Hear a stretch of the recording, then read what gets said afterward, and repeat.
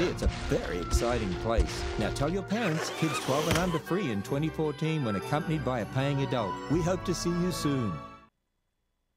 Good evening. I'm pleased to welcome you to Legacy Hall of the Creation Museum in northern Kentucky in the metropolitan area of Cincinnati. I'm Tom Foreman from CNN, and I'm pleased to be tonight's moderator for this evolution versus creation debate. This is a very old question. Where did we come from?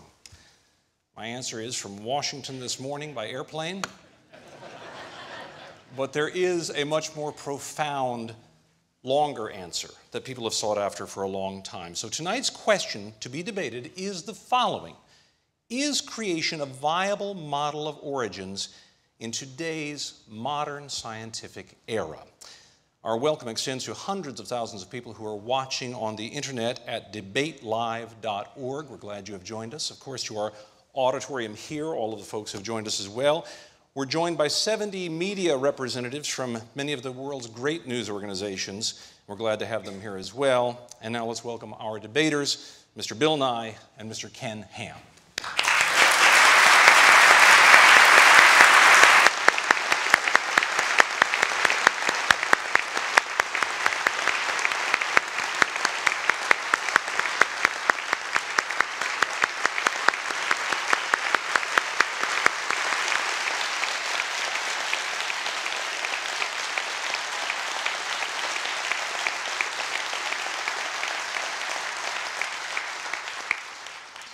We had a coin toss earlier to determine who would go first of these two men. The only thing missing was Joe Namath in a fur coat, but it went very well. Mr. Ham won the coin toss, and he opted to speak first. But first, let me tell you a little bit about both of these gentlemen. Mr. Nye's website describes him as a scientist, engineer, comedian, author, and inventor. Mr. Nye, as you may know, produced a number of award-winning TV shows, including the program he became so well known for, Bill Nye, the Science Guy.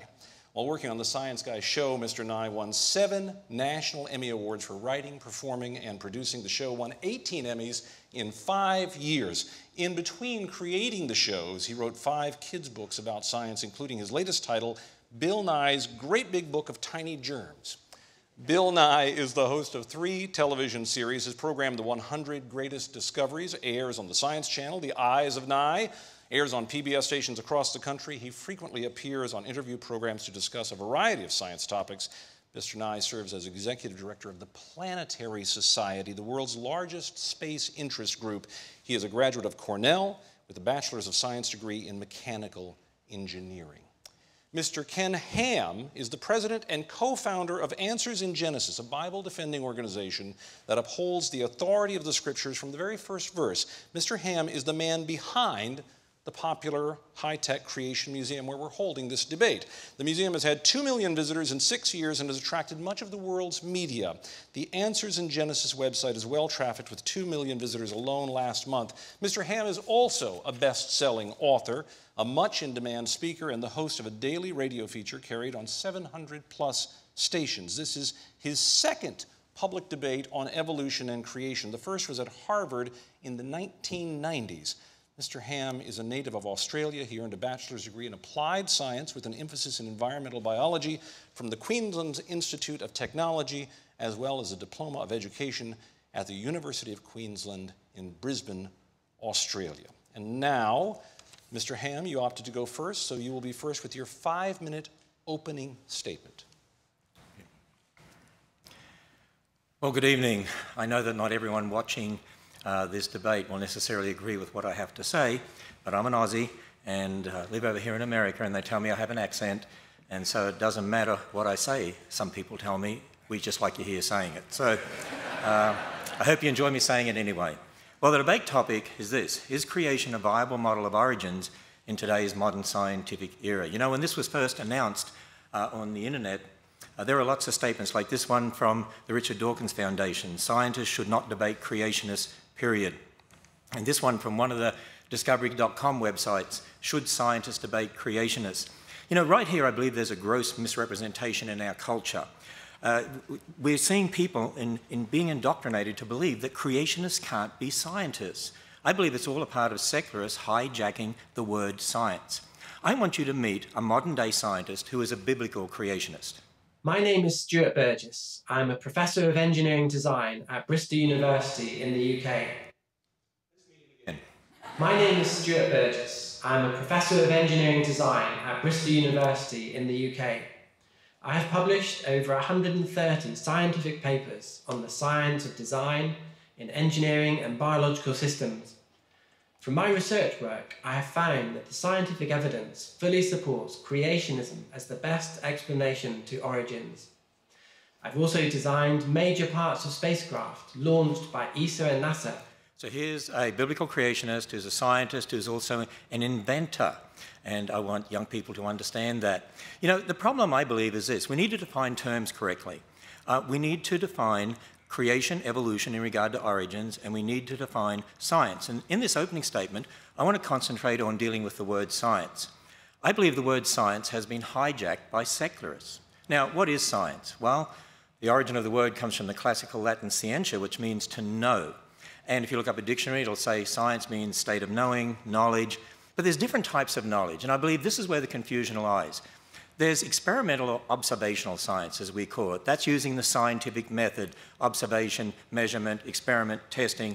That's what produces our technology, computers, spacecraft, jet planes, smoke detectors, looking at DNA, antibiotics, medicines and vaccines. You see, all scientists, whether creationists or evolutionists, actually have the same observational or experimental science. And it doesn't matter whether you're a creationist or an evolutionist, you can be a great scientist. For instance, here's an atheist who is a great scientist, Craig Venter, one of the first researchers to sequence the human genome. Or Dr. Raymond Damadian. He is a man who invented the MRI scanner and revolutionized medicine. He's a biblical creationist. But I want us to also understand molecules to man evolution belief has nothing to do with developing technology. You see, when we're talking about origins, we're talking about the past. We're talking about our origins. We weren't there. You can't observe that, whether it's molecules to man evolution or whether it's a creation account. When you're talking about the past, we like to call that origins or historical science, knowledge concerning the past. Here at the Creation Museum, we make no apology about the fact that our origins or historical science actually is based upon the biblical account of origins. Now, when you research science textbooks being used in public schools, what we found is this. By and large, their origins or historical science is based upon man's ideas about the past, for instance, the ideas of Darwin. And our research has found that public school textbooks are using the same word science for observational science and historical science. They arbitrarily define science as naturalism and outlaw the supernatural. They present molecules to man evolution as fact. They are imposing, I believe, the religion of naturalism or atheism on generations of students. You see, I assert that the word science has been hijacked by secularists in teaching evolution to force the religion of naturalism on generations of kids. Secular evolutionists teach that all life developed by natural processes from some primordial form, that man is just an evolved animal, which has great bearing on how we view life and death. For instance, as Bill states, it's very hard to accept for many of us that when you die, it's over. But you see, the Bible gives a totally different account of origins, of who we are, where we came from, the meaning of life, and our future. That through one man sin entered the world and death through sin, but that God so loved the world that he gave his only begotten Son, whoever believes in him should not perish and have everlasting life. So, is creation a viable model of origins in today's modern scientific era? I say the creation-evolution debate is a conflict between two philosophical worldviews based on two different accounts of origins or science beliefs, and creation is the only viable model of historical science confirmed by observational science in today's modern scientific era. And that is time. I have the unenviable job of being the timekeeper here. So I'm like the referee in football that you don't like, but I will periodically, if either one of our debaters runs over on anything, I will stop them in the name of keeping it fair for all. Mr. Ham, thank you for your comments. Now it's Mr. Nye's turn for a 5-minute opening statement. Mr. Nye. Thank you. It's a pleasure to be here. I very much appreciate you including me in your facility here. Now, looking around the room, I think I see just one bow tie. Is that right? Just one. I'm telling you, once you try. Oh, yes, two. That's great. I started wearing bow ties when I was young in high school. My father showed me how, his father showed him. And there's a story associated with this, which I find remarkable. My grandfather was in the Rotary, and he attended a convention in Philadelphia. And even in those days, at the turn of the last century, people rented tuxedos. And the tuxedo came with a bow tie, untied bow tie. So he didn't know how to tie it, so wasn't sure what to do, but he just took a chance. He went to the hotel room next door, knocked on the door, excuse me, can you help me tie my tie? And the guy said, sure, lie down on the bed. So my grandfather, he wanted to have the tie on, wasn't sure what he was getting into, so he is said to have lain on the bed, and the guy tied a perfect bow tie knot, and quite reasonably, my grandfather said, thank you. Why'd I have to lie down on the bed? The guy said, I'm an undertaker. It's really the only way I know how to do it. Now, that story was presented to me as a true story. It may or may not be, but it gives you something to think about, and it's certainly something to remember. So here tonight, we're going to have two stories, and we can compare Mr. Ham's story to the story from what I will call the outside, from mainstream science. The question tonight is, does Ken Ham's creation model hold up? Is it viable? So let me ask you all, what would you be doing if you weren't here tonight? That's right, you'd be home watching CSI. CSI Petersburg. Is that coming? I think it's coming. And on CSI, there is no distinction made between historical science and observational science. These are constructs unique to Mr. Ham. We don't normally have these anywhere in the world except here. Natural laws that applied in the past apply now. That's why they're natural laws. That's why we embrace them. That's how we made all these discoveries that enabled all this remarkable technology. So CSI is a fictional show, but it's based absolutely on real people doing real work. When you go to a crime scene and find evidence, you have clues about the past. And you trust those clues, and you embrace them, and you move forward to convict somebody. Mr. Ham and his followers have this remarkable view of a worldwide flood that somehow influenced everything that we observe in nature. A 500-foot wooden boat, 8 zookeepers for 14,000 individual animals, every land plant in the world underwater for a full year. I ask us all, is that really reasonable? You'll hear a lot about the Grand Canyon, I imagine, also, which is a remarkable place, and it has fossils. And the fossils in the Grand Canyon are found in layers. There is not a single place in the Grand Canyon where the fossils of one type of animal cross over into the fossils of another. In other words, when there was a big flood on the earth, you would expect drowning animals to swim up to a higher level. Not any one of them did. Not a single one. If you could find evidence of that, my friends, you could change the world. Now, I just want to remind us all, there are billions of people in the world who are deeply religious, who get enriched, who have a wonderful sense of community from their religion. They worship together, they eat together, they live in their communities and enjoy each other's company. Billions of people, but these same people do not embrace the extraordinary view that the earth is somehow only 6,000 years old. That is unique. And here's my concern. What keeps the United States ahead, what makes the United States a world leader, is our technology, our new ideas, our innovations. If we continue to eschew science, eschew the process, and try to divide science into observational science and historic science, we are not going to move forward. We will not embrace natural laws. We will not make discoveries. We will not invent and innovate and stay ahead. So if you ask me if Ken Ham's creation model is viable, I say no. It is absolutely not viable. So stay with us over the next period, and you can compare my evidence to his. Thank you all very much. Very nice start by both of our debaters here. And now each one will offer a 30-minute illustrated presentation to fully offer their case for us to consider. Mr. Ham, you're up.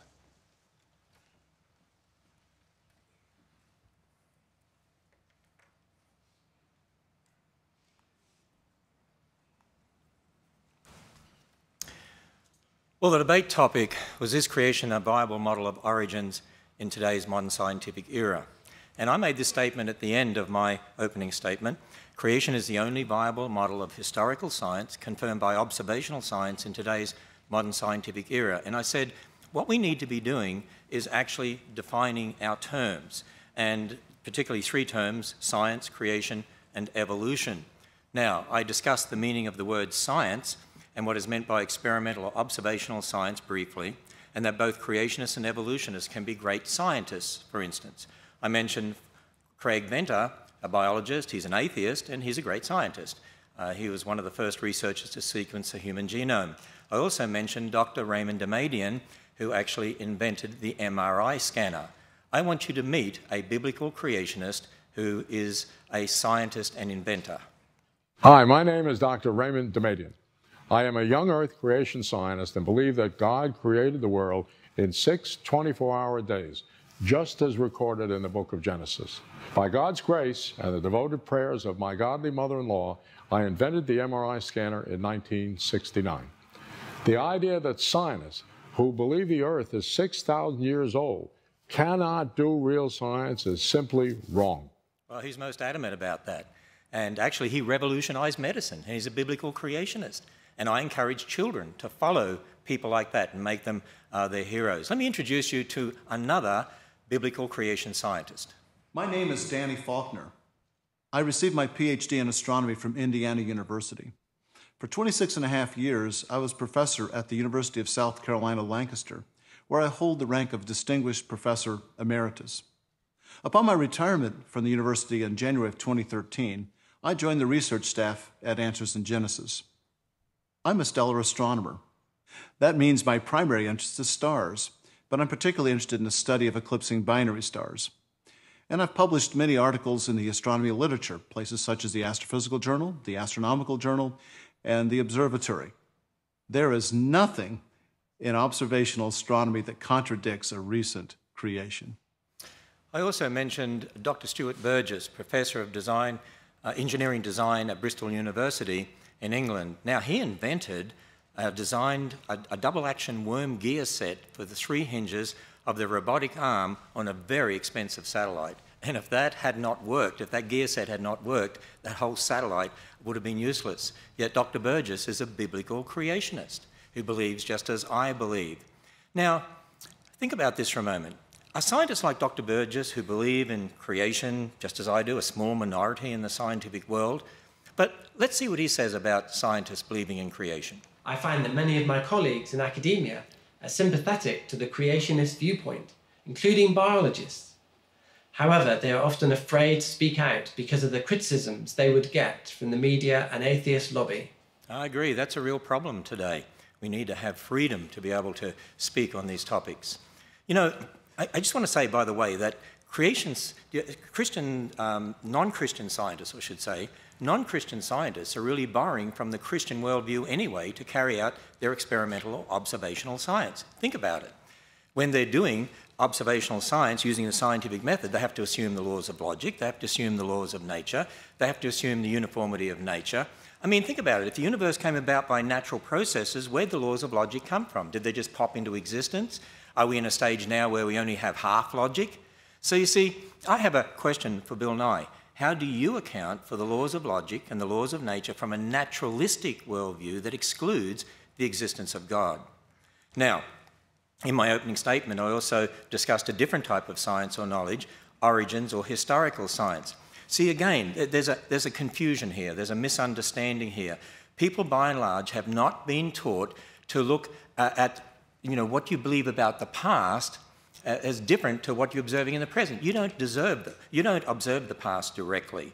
When you think about the creation account, I mean, we can't observe God creating. We can't observe the creation of Adam and Eve. We admit that. We're willing to admit our beliefs about the past. But see, what you see in the present is very different. Even some public school textbooks, actually, well, they sort of acknowledge the difference between historical and observational science.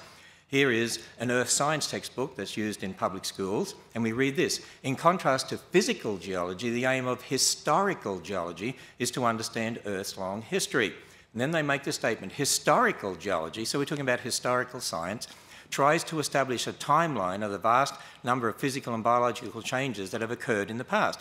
We study physical geology before historical geology because we first must understand how Earth works before we try to unravel its past. In other words, we observe things in the present and then, okay, we're assuming that that's always happened in the past and we're going to try and figure out how this happened. See, there is a difference between what you observe and what happened in the past. Let me illustrate it this way.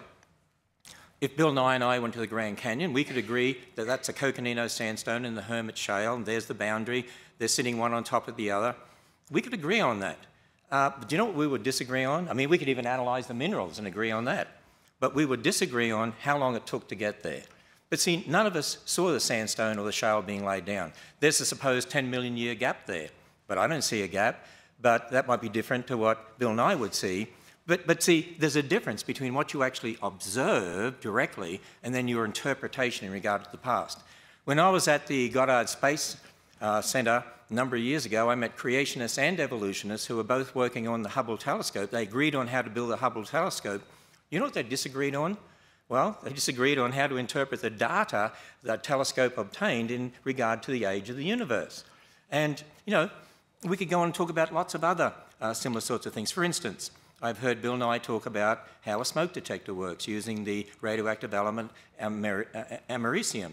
And you know what? I totally agree with him on that. We agree how it works. We agree how radioactivity enables that to work. But if you're then going to use radioactive elements and talk about the age of the Earth, you've got a problem because you weren't there. We've got to understand parent elements, daughter elements, and so on.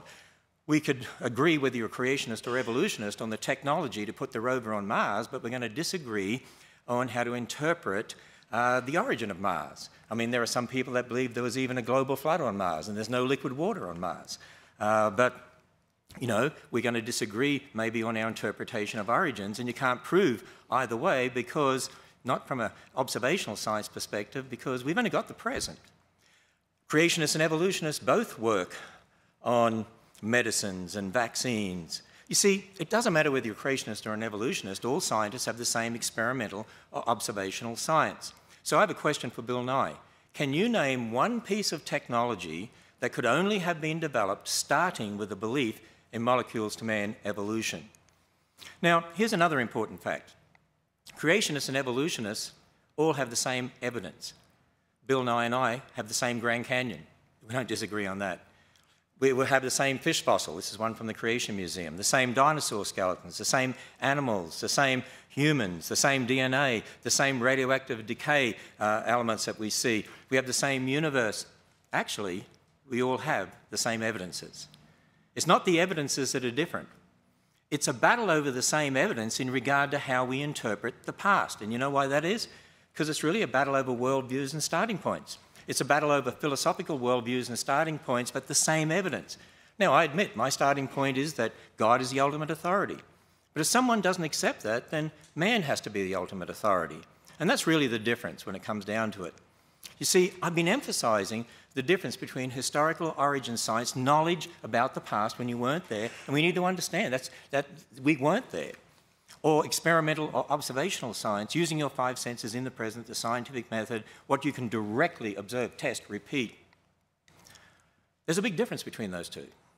And that's not what's being taught in our public schools, and that's why kids aren't being taught to think critically and correctly about the origins issue. But you know, it's also important to understand when talking about creation evolution, both involve historical science and observational science.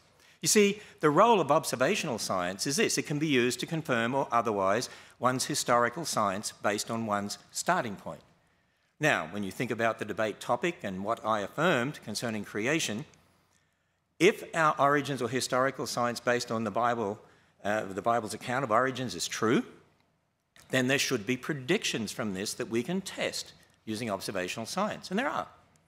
For instance, based on the Bible, we'd expect to find evidence confirming an intelligence produced life.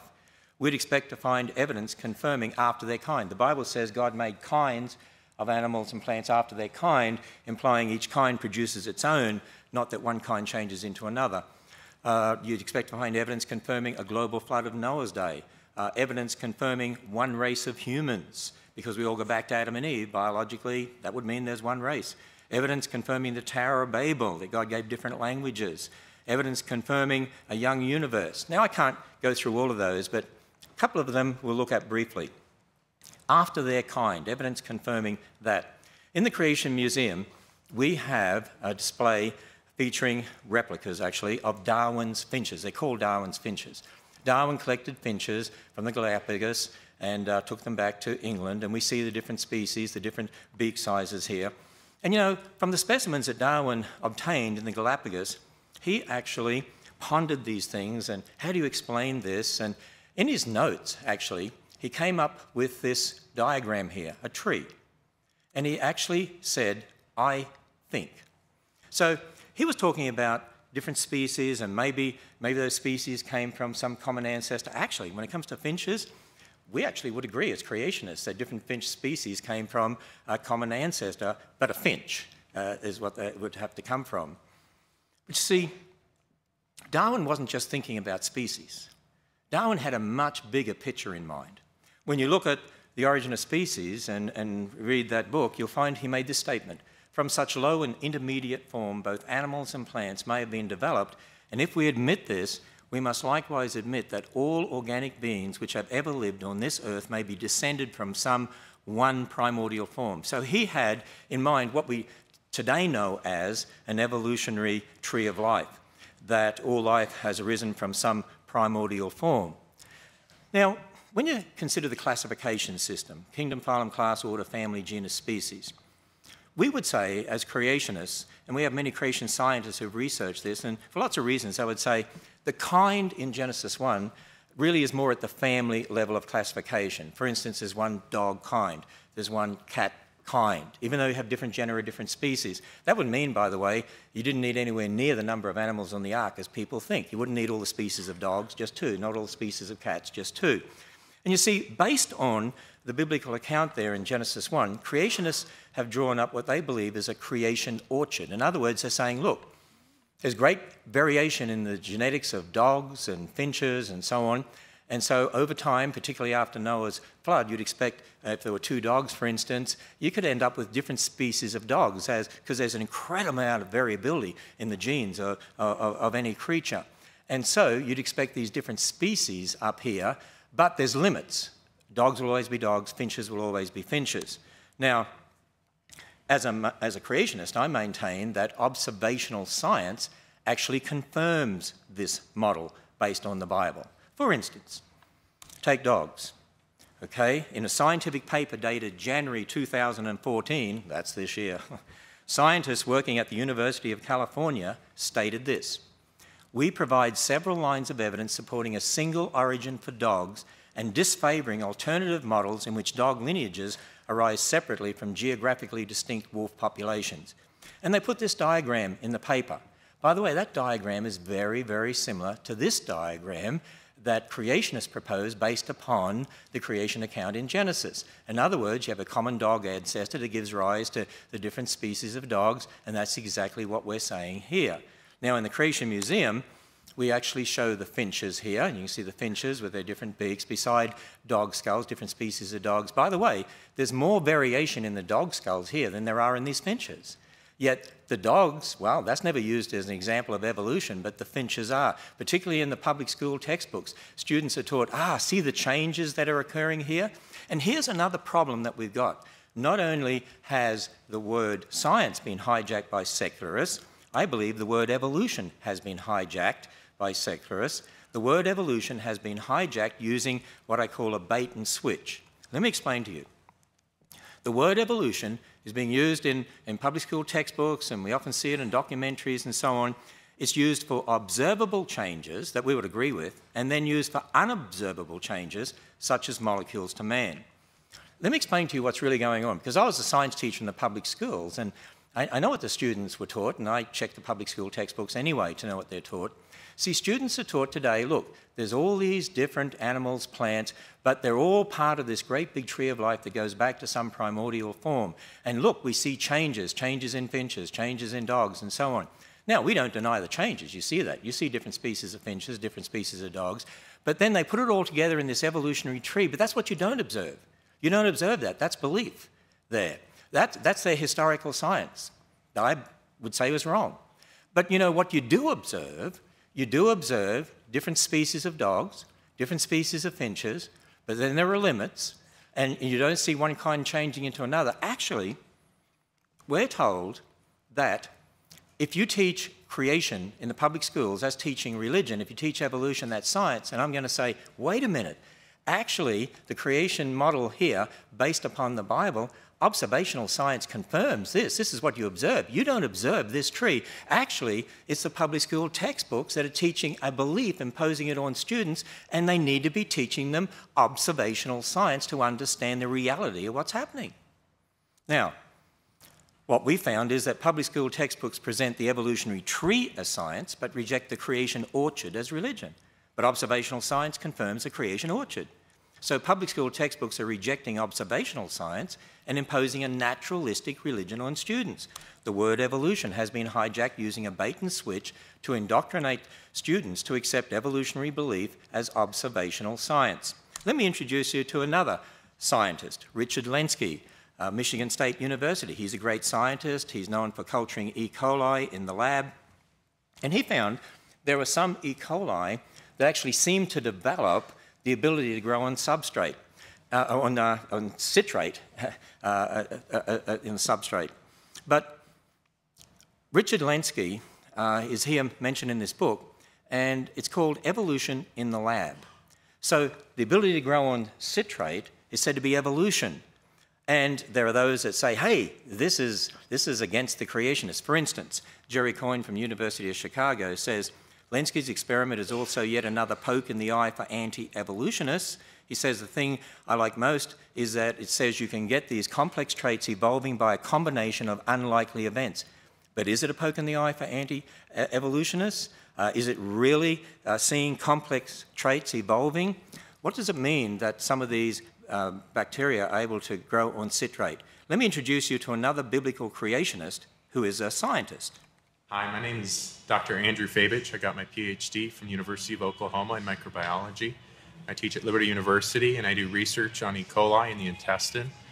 I've published in secular journals from the American Society for Microbiology, including infection immunity, and applied environmental microbiology, as well as several others. My work has been cited even the past year in the journals Nature, Science Translational Medicine, Public Library of Science, Public Library of Science Genetics. It's cited regularly in those journals. And while I was taught nothing but evolution, I don't accept that position, and I do my research from a creation perspective. When I look at the evidence that people cite of E. coli supposedly evolving over 30 years, over 30,000 generations in the lab, and people say that it is now able to grow on citrate. I don't deny that it grows on citrate, but it's not any kind of new information. The information's already there, and it's just a switch that gets turned on and off, and that's what they reported in there. There's nothing new. See, students need to be told what's really going on here. Certainly there's change, but it's not change necessary for molecules to man. Now, we could look at other predictions. What about evidence confirming one race? Well, when we look at the human population, we see lots of differences. But based on Darwin's ideas of human evolution as presented in The Descent of Man, I mean, Darwin did teach in The Descent of Man there were lower races and higher races. Would you believe that back in the 1900s, one of the most popular biology textbooks used in the public schools in America taught this?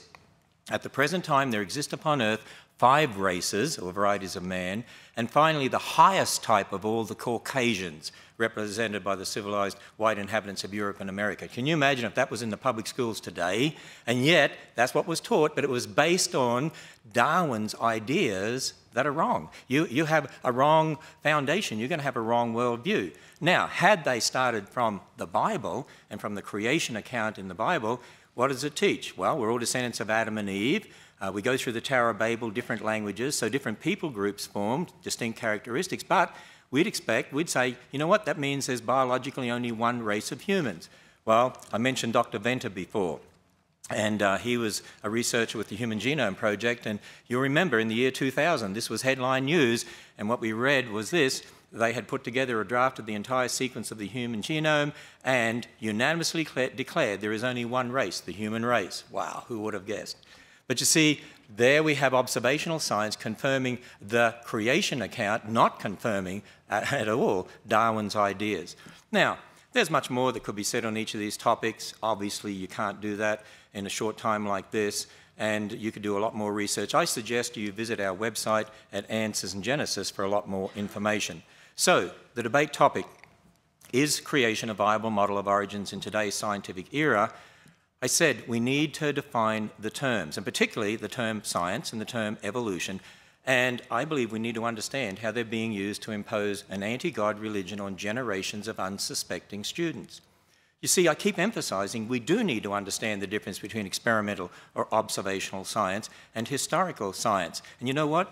The secularists don't like me doing this because they don't want to admit that there's a belief aspect to what they're saying, and there is, and they can't get away from it. Let me illustrate this with a statement from Bill Nye. You can show the Earth is not flat. You can show the Earth is not 10,000 years old. By the way, I agree. You can show the Earth is not flat. There's a video from the Galileo spacecraft showing the Earth, and speeded up, of course, but spinning. You can see it's a sphere. You can observe that. You can't observe the age of the Earth. You don't see that. You see, again, I emphasize there's a big difference between historical science, talking about the past, and observational science, talking about the present. And I believe what's happening is this, that students are being indoctrinated by the confusion of terms. The hijacking of the word science and the hijacking of the word evolution in a bait and switch. Let me illustrate further with this video clip, because here I assert that Bill Nye is equating observational science with historical science, and I also say it's not a mystery when you understand the difference. Apparently, people with these deeply held religious beliefs, they embrace that whole literal interpretation of the Bible as written in English as a worldview, and at the same time, they accept aspirin, antibiotic drugs, airplanes, but they're able to hold these two worldviews, and this is a mystery. Actually, I suggest to you it's not a mystery. You see, when I'm talking about antibiotics, aspirin, smoke detectors, jet planes, that's Ken Ham, the observational science bloke. I'm an Australian. We call guys blokes, okay? But when you're talking about creation in thousands of years or the age of the Earth, that's Ken Ham, the historical science bloke. I'm willing to admit that. Now, when Bill Nye's talking about aspirin, antibiotics, jet planes, smoke detectors, he does a great job at that. I used to enjoy watching him on TV too. That's Bill Nye, the observational science guy. But when he's talking about evolution in millions of years, I'm challenging him that that's Bill Nye, the historical science guy, and I challenge the evolutionists to admit the belief aspects of their particular worldview. Now, at the Creation Museum, we're only too willing to admit our beliefs based upon the Bible, but we also teach people the difference between beliefs and what one can actually observe and experiment with in the present. I believe we're teaching people to think critically and to think in the right terms about science. I believe it's the creationists that should be educating the kids out there, because we're teaching them the right way to think. You know, we admit our origins of historical science is based upon the Bible, but I'm just challenging evolutionists to admit the belief aspects of evolution and be upfront about the difference here. As I said, I'm only too willing to admit my historical science based on the Bible. And let me further go on and define the term creation as we use it. By creation, we mean, here at Answers in Genesis and the Creation Museum, we mean the account based on the Bible. Yes, I take Genesis as literal history, as Jesus did. And here at the Creation Museum, we walk people through that history. We walk them through creation, a perfect creation. God made Adam and Eve, land animal kinds, sea creatures, and so on. And then sin and death entered the world, so there was no death before sin. That means, how can you have billions of dead things before man sinned? And then the catastrophe of Noah's flood. If there was a global flood, you'd expect to find billions of dead things buried in rock layers laid down by water all over the earth. Had to say that because a lot of our supporters would want me to. And what do you find? Billions of dead things buried in rock layers laid down by water all over the earth. Confusion, the Tower of Babel. God gave different languages, so you get different people groups. So this is the geological, astronomical, anthropological, biological history as recorded in the Bible. So this is concerning what happened in the past that explains the present. And then, of course, that God's Son stepped into history to be Jesus Christ, the God-man, to die on a cross, be raised from the dead, and one day there's going to be a new heavens and a new earth to come. And, you know, not only is this an understanding of history to explain the geology, biology, astronomy, and so on, to connect the present to the past, but it's also a foundation for our whole worldview. For instance, in Matthew 19, when Jesus was asked about marriage, he said, "Have you not read? He which made the beginning made them male and female, and said, for this cause shall a man leave his father and mother and be joined to his wife, and they'll be one flesh." He quoted from Genesis as literal history, Genesis 1 and 2. God invented marriage, by the way. That's where marriage comes from, and it's to be a man and a woman. And not only marriage, ultimately, every single biblical doctrine of theology, directly or indirectly, is founded in Genesis. Why is there sin in the world? Genesis. Why is there death? Genesis. Why do we wear clothes? Genesis. Why did Jesus die on a cross? Genesis. It's a very important book. It's foundational to all Christian doctrine. And you see, when we look at that, what I call the 7 C's of history that we walk people through here at the museum, think about how it all connects together. A perfect creation, it'll be perfect again in the future. Sin and death entered the world. That's why God's Son died on the cross, and to conquer death and offer a free gift of salvation. The flood of Noah's day, a reminder that the flood was a judgment because of man's wickedness, but at the same time a message of God's grace and salvation, as Noah and his family had to go through a door to be saved, so we need to go through a door to be saved. Jesus Christ said, "I am the door, by me if any man enter in, he'll be saved." And we make no apology about the fact that what we're on about is this: if you confess with your mouth the Lord Jesus and believe in your heart God has raised him from the dead, you'll be saved. Now, as soon as I say that, people say, see, if you allow creation in schools, for instance, if you allow students to even hear about it, this is religion. You know, let me illustrate this, talking about a recent battle in Texas over textbooks in the public school. A newspaper report said this: textbook and classroom curriculum battles have long ranged in Texas, pitting creationists, those who see God's hand in the creation of the universe, against academics. Stop right there. Notice, creationists, academics. Creationists can't be academics. Creationists can't be scientists. See, it's the way things are worded out there. It's an indoctrination that's going on, who worry about religious and political ideology trumping scientific fact. Wait a minute, what do they mean by science? You're talking about what you observe, or you're talking about your beliefs about the past? Now, Kathy Miller is the president of the Texas Freedom Network, and she's vocally spoken out. She's spoken out about this textbook battle there in Texas. And the mission statement of the organisation she's president of says, the Texas Freedom Network advances a mainstream agenda of religious freedom and individual liberties to counter the religious right. Religious freedom, individual liberties. And then she makes this statement: science education, what does she mean by science, should be based on mainstream science education, not on personal ideological beliefs of unqualified reviewers. Wait a minute, they want religious liberty and not personal ideological beliefs? I assert this. Public school textbooks are using the same word science for observational and historical science. They arbitrarily define science as naturalism and outlaw the supernatural. They present molecules to man evolution as fact, and they're imposing the religion of naturalism on generations of students. They're imposing their ideology on the students, that everything's explained by natural processes. That is a religion. What does she mean by religious liberty? They tolerate their religion. See, the battle is really about authority. It's more than just science or evolution or creation. It's about who is the authority in this world, man or God. If you start with naturalism, then what about morals? Who decides right and wrong? Well, it's subjective. Marriage, well, whatever you want it to be. Get rid of old people. I mean, why not? I mean, they're just animals. They're costing us a lot of money. Abortion, get rid of spare cats, get rid of spare kids. We're all animals. But if you start from God's word, there are moral absolutes. God decides right and wrong. Marriage, one man and one woman. Sanctity of life. We care for old people. They're made in the image of God. Life begins at fertilization, so abortion is killing a human being. We do see the collapse of Christian morality in our culture and increasing moral relativism because generations of kids are being taught the religion of naturalism and that the Bible can't be trusted. And so again I say, creation is the only viable model of historical science confirmed by observational science in today's modern scientific era. You know what? I'm a science teacher. I want to see kids taught science. I love science. I want to see more Dr. Demadians in the world. You know, if we teach them the whole universe is a result of natural processes and not designed by a creator God, they might be looking in the wrong places or have the wrong idea when they're looking at the creation in regard to how you develop technology, because if they look on it as just random processes, that could totally influence the way they think. If they understand it was a perfect world marred by sin, that could have a great effect on how they then look for overcoming diseases and problems in the world. I want children to be taught the right foundation, that there's a God who created them, who loves them, who died on the cross for them, and that they're special. They're made in the image of God. Very good. Thank you, Mr. Ham. We can applaud Mr. Ham's presentation.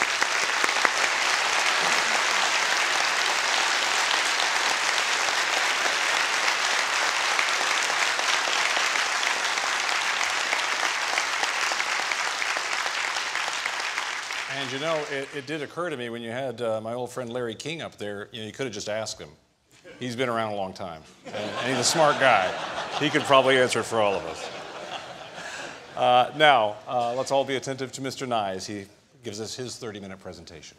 Thank you very much. And Mr. Ham, I learned something. Thank you. But let's take it back around to the question at hand. Does Ken Ham's creation model hold up? Is it viable? So for me, of course, well, take a look. We're here in Kentucky on layer upon layer upon layer of limestone. I stopped at the side of the road today and picked up just a piece of limestone that has a fossil right there. Now, in these many, many layers, in this vicinity of Kentucky, there are coral animals, fossil, zooxanthellae. And when you look at it closely, you can see that they live their entire lives. They lived typically 20 years, sometimes more than that, if the water conditions are correct. And so we are standing on millions of layers of ancient life. How could those animals have lived their entire life and formed these layers in just 4,000 years? There isn't enough time since Mr. Ham's flood for this limestone that we're standing on to have come into existence. My scientific colleagues go to places like Greenland, the Arctic, they go to Antarctica, and they drill into the ice with hollow drill bits. It's not that extraordinary. Many of you have probably done it yourselves, drilling other things, hole saws to put locks in doors, for example. And we pull out long cylinders of ice, long ice rods. And these are made of snow. And by long tradition, it's called snow ice. And snow ice forms over the winter as snowflakes fall and are crushed down by subsequent layers. They're crushed together and trapping the little bubbles. And the little bubbles must needs be ancient atmosphere. There's nobody running around with a hypodermic needle squirting ancient atmosphere into the bubbles. And we find certain of these cylinders to have 680,000 layers. 680,000 snow, winter, summer cycles.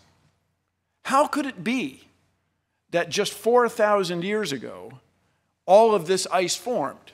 Let's just run some numbers. This is some scenes from lovely Antarctic. Let's say we have 680,000 layers of snow ice and 4,000 years since the Great Flood. That would mean we'd need 170 winter, summer cycles every year for the last 4,000 years. I mean, wouldn't someone have noticed that? Wow, wouldn't someone have noticed that there's been winter, summer 170 times one year?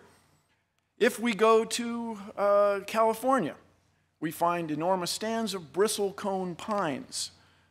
Some of them are over 6,000 years old, 6,800 years old. There's a famous tree in Sweden, Old Tycho, is 9,550 years old. How could these trees be there if there was an enormous flood just 4,000 years ago? You can try this yourself, everybody. I don't mean to be mean to trees, but get a sapling and put it underwater for a year. It will not survive in general, nor will its seeds. They just won't make it. So how could these trees be that old if the earth is only 4,000 years old? Now, when we go to the Grand Canyon, which is an astonishing place, and I recommend to everybody in the world to someday visit the Grand Canyon, you find layer upon layer of ancient rocks. And if there was this enormous flood that you speak of, wouldn't there have been churning and bubbling and roiling? How would these things have settled out?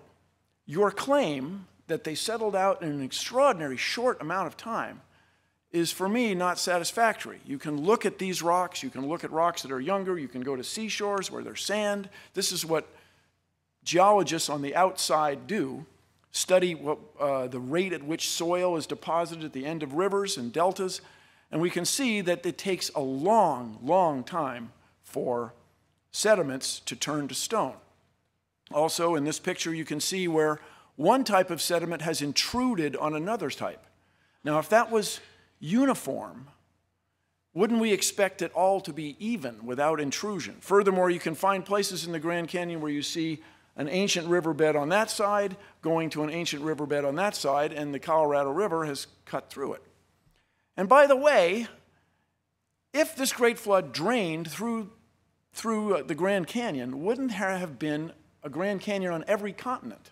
How could we not have Grand Canyons everywhere if this water drained away in this extraordinary short amount of time, 4,000 years? Now, when you look at these layers carefully, you find these beautiful fossils. And when I say beautiful, I am inspired by them. They're remarkable because we are looking at the past. You find down low, you'll find what you might consider as rudimentary sea animals. Up above, you'll find the famous trilobites. Above that, you might find some clams, some oysters. And above that, you'll find some mammals. You never, ever find a higher animal mixed in with a lower one. You never find a lower one trying to swim its way to the higher one. If it all happened in such an extraordinary short amount of time, if this water drained away just like that, wouldn't we expect to see some turbulence? And by the way, anyone here, really, if you can find one example of that anywhere in the world, the scientists of the world challenge you. They would embrace you. You would be a hero. You would change the world if you could find one example of that anywhere. People have looked and looked and looked. They have not found a single one. Now, here's an interesting thing. These are fossil skulls that people have found all around the world. It's by no means representative of all the fossil skulls that have been found, but these are all over the place. Now, if you were to look at these, I can assure you not any of them is a gorilla, right? If, as Mr. Ham and his associates claim, there was just man and then everybody else, there were just humans and all other species, where would you put modern humans among these skulls? How did all these skulls get all over the earth in these extraordinary fashion? Where would you put us? Well, I can tell you we are on there, and I encourage you, when you go home, to look it up. Now, one of the extraordinary claims associated with Mr. Ham's worldview is that this giant boat, very large wooden ship, went aground safely on a mountain in the Middle East, what we now call the Middle East.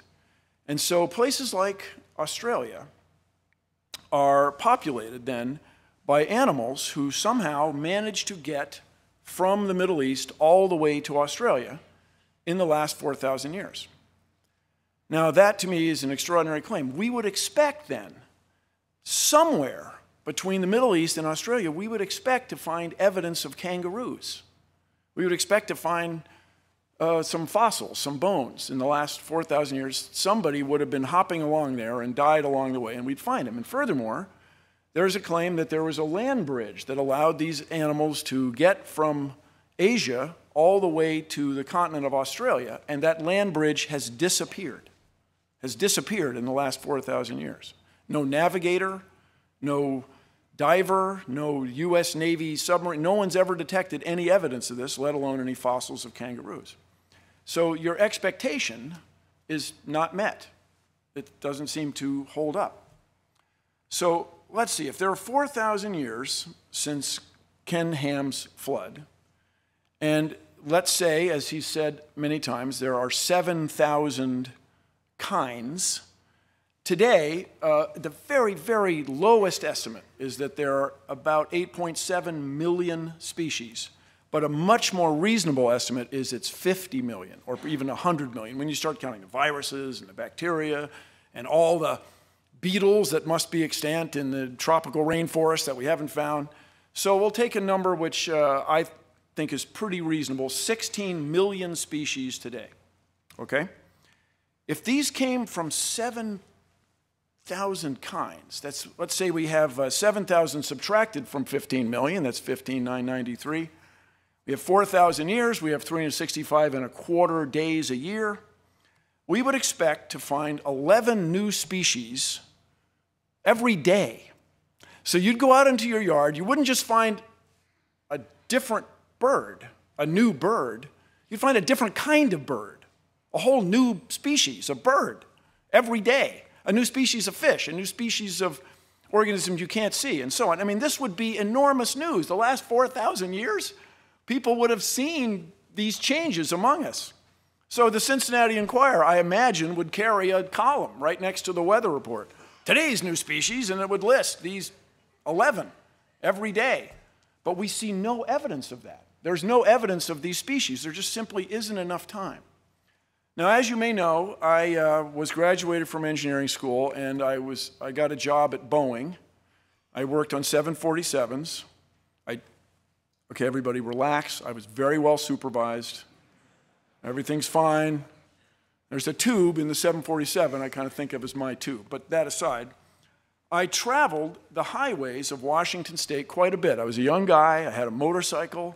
I used to go mountain climbing in Washington State, Oregon. And you can drive along and find these enormous boulders on top of the ground. Enormous rocks, huge, sitting on top of the ground. Now, out there in regular academic pursuits, regular geology, people have discovered that there used to be a lake in what is now Montana, which we charmingly refer to as Lake Missoula.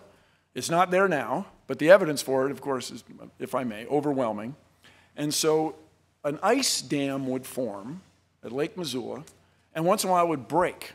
It would build up and break, and there were multiple floods in my old state of Washington State. And just before we go on, let me just say, go Seahawks. That was very gratifying for me. Anyway, you drive along the road, and there are these rocks. So if, as is asserted here at this facility, that the heavier rocks would sink to the bottom during a flood event, the big rocks, and especially their shape, instead of aerodynamic, the hydrodynamic, the water-changing shape as water flows past. You'd expect them to sink to the bottom. But here are these enormous rocks right on the surface, and there's no shortage of them. If you go driving in Washington State or Oregon, they're readily available. So how could those be there if the Earth is just 4,000 years old? How could they be there if this one flood caused that? Another remarkable thing I'd like everybody to consider, inherent in this worldview, is that somehow Noah and his family were able to build a wooden ship that would house 14,000 individuals. There are 7,000 kinds, and there's a boy and a girl for each one of those. So it's about 14,008 people. And these people were unskilled. As far as anybody knows, they had never built a wooden ship before. Furthermore, they had to get all these animals on there, and they had to feed them, and I understand that Mr. Ham has some explanations for that, which I frankly find extraordinary, but this is the premise of the bit. And we can then run a test, a scientific test. People in the early 1900s built an extraordinary large wooden ship, the Wyoming. It was a 6-masted schooner, the largest one ever built. It had a motor on it for winching cables and stuff. But this boat had a great difficulty. It was not as big as the Titanic, but it was a very long ship. It would twist in the sea. It would twist this way, and this way. And in all that twisting, it leaked. It leaked like crazy. The crew could not keep the ship dry. And indeed, it eventually foundered and sank, loss of all 14 hands. So there were 14 crewmen, aboard a ship built by very, very skilled shipwrights in New England. These guys were the best in the world at wooden shipbuilding. And they couldn't build a boat as big as the Ark is claimed to have been. Is that reasonable? Is that possible? That the best shipbuilders in the world couldn't do what 8 unskilled people, men and their wives, were able to do. If you visit the National Zoo in Washington, D.C., it's 163 acres, and they have 400 species. By the way, this picture that you're seeing was taken by spacecraft in space, orbiting the Earth. If you told my grandfather, let alone my father, that we had that capability, they would have been amazed. That capability comes from our fundamental understanding of gravity, of material science, of physics, and life science, where you go looking. This place is often, as any zoo, is often deeply concerned and criticized for how it treats its animals. They have 400 species on 163 acres, 66 hectares. Is it reasonable that Noah and his colleagues, his family, were able to maintain 14,000 animals and themselves and feed them aboard a ship that was bigger than anyone's ever been able to build? Now, here's the thing. What we want in science, science as practiced out on the outside, is an ability to predict. We want to have a natural law that is so obvious and clear, so well understood, that we can make predictions about what will happen. We can predict that we can put a spacecraft in orbit and take a picture of Washington, D.C. We can predict that if we provide this much room for an elephant, it will live healthily for a certain amount of time. So I'll give you an example.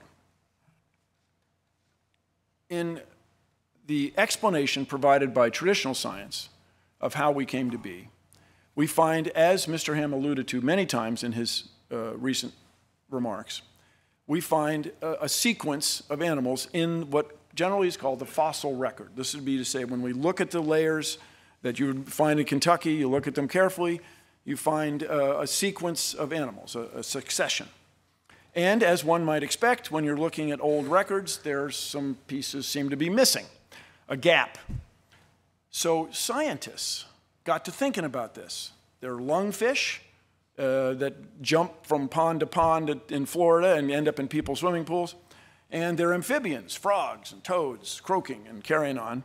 And so people wondered if there wasn't a fossil or an organism, an animal that had lived, that had characteristics of both.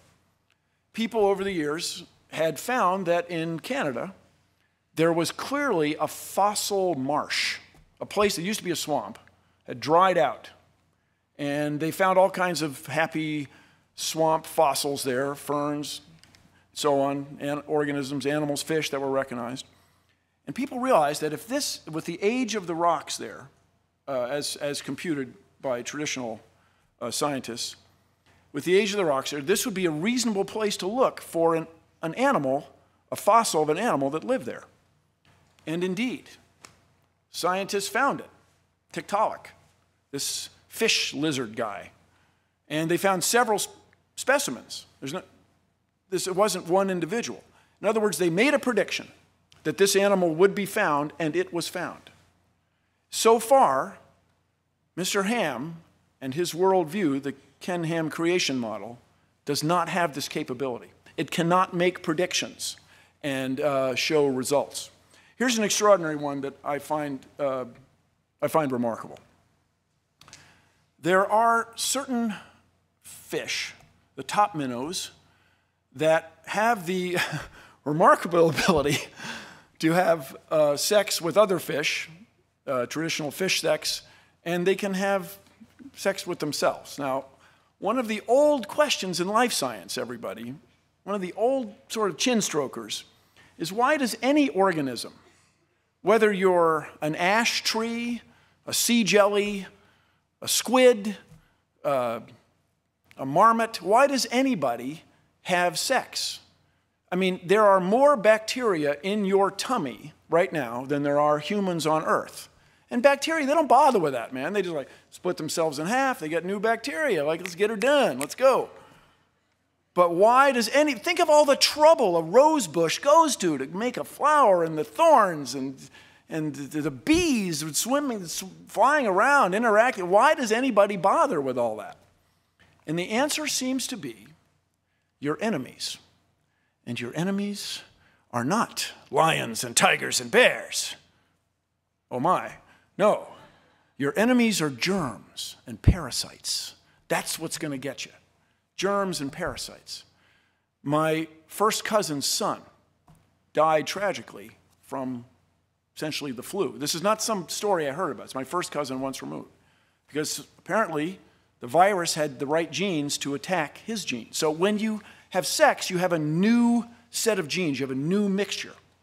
So people studied these top minnows, and they found that the ones who reproduced sexually had fewer parasites than the ones that reproduced on their own.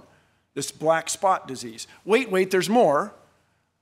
In these populations, with flooding and so on, with river ponds get isolated, then they dry up, then the river flows again. In between, some of the fish will have sex with other fish sometimes, and they'll have sex on their own, what's called asexually.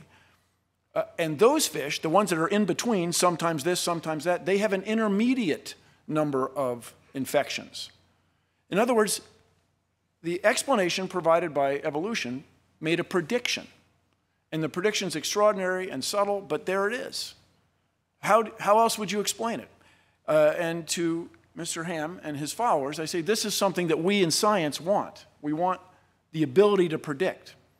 And your assertion that there's some difference between the natural laws that I use to observe the world today and the natural laws that existed 4,000 years ago is extraordinary and unsettling.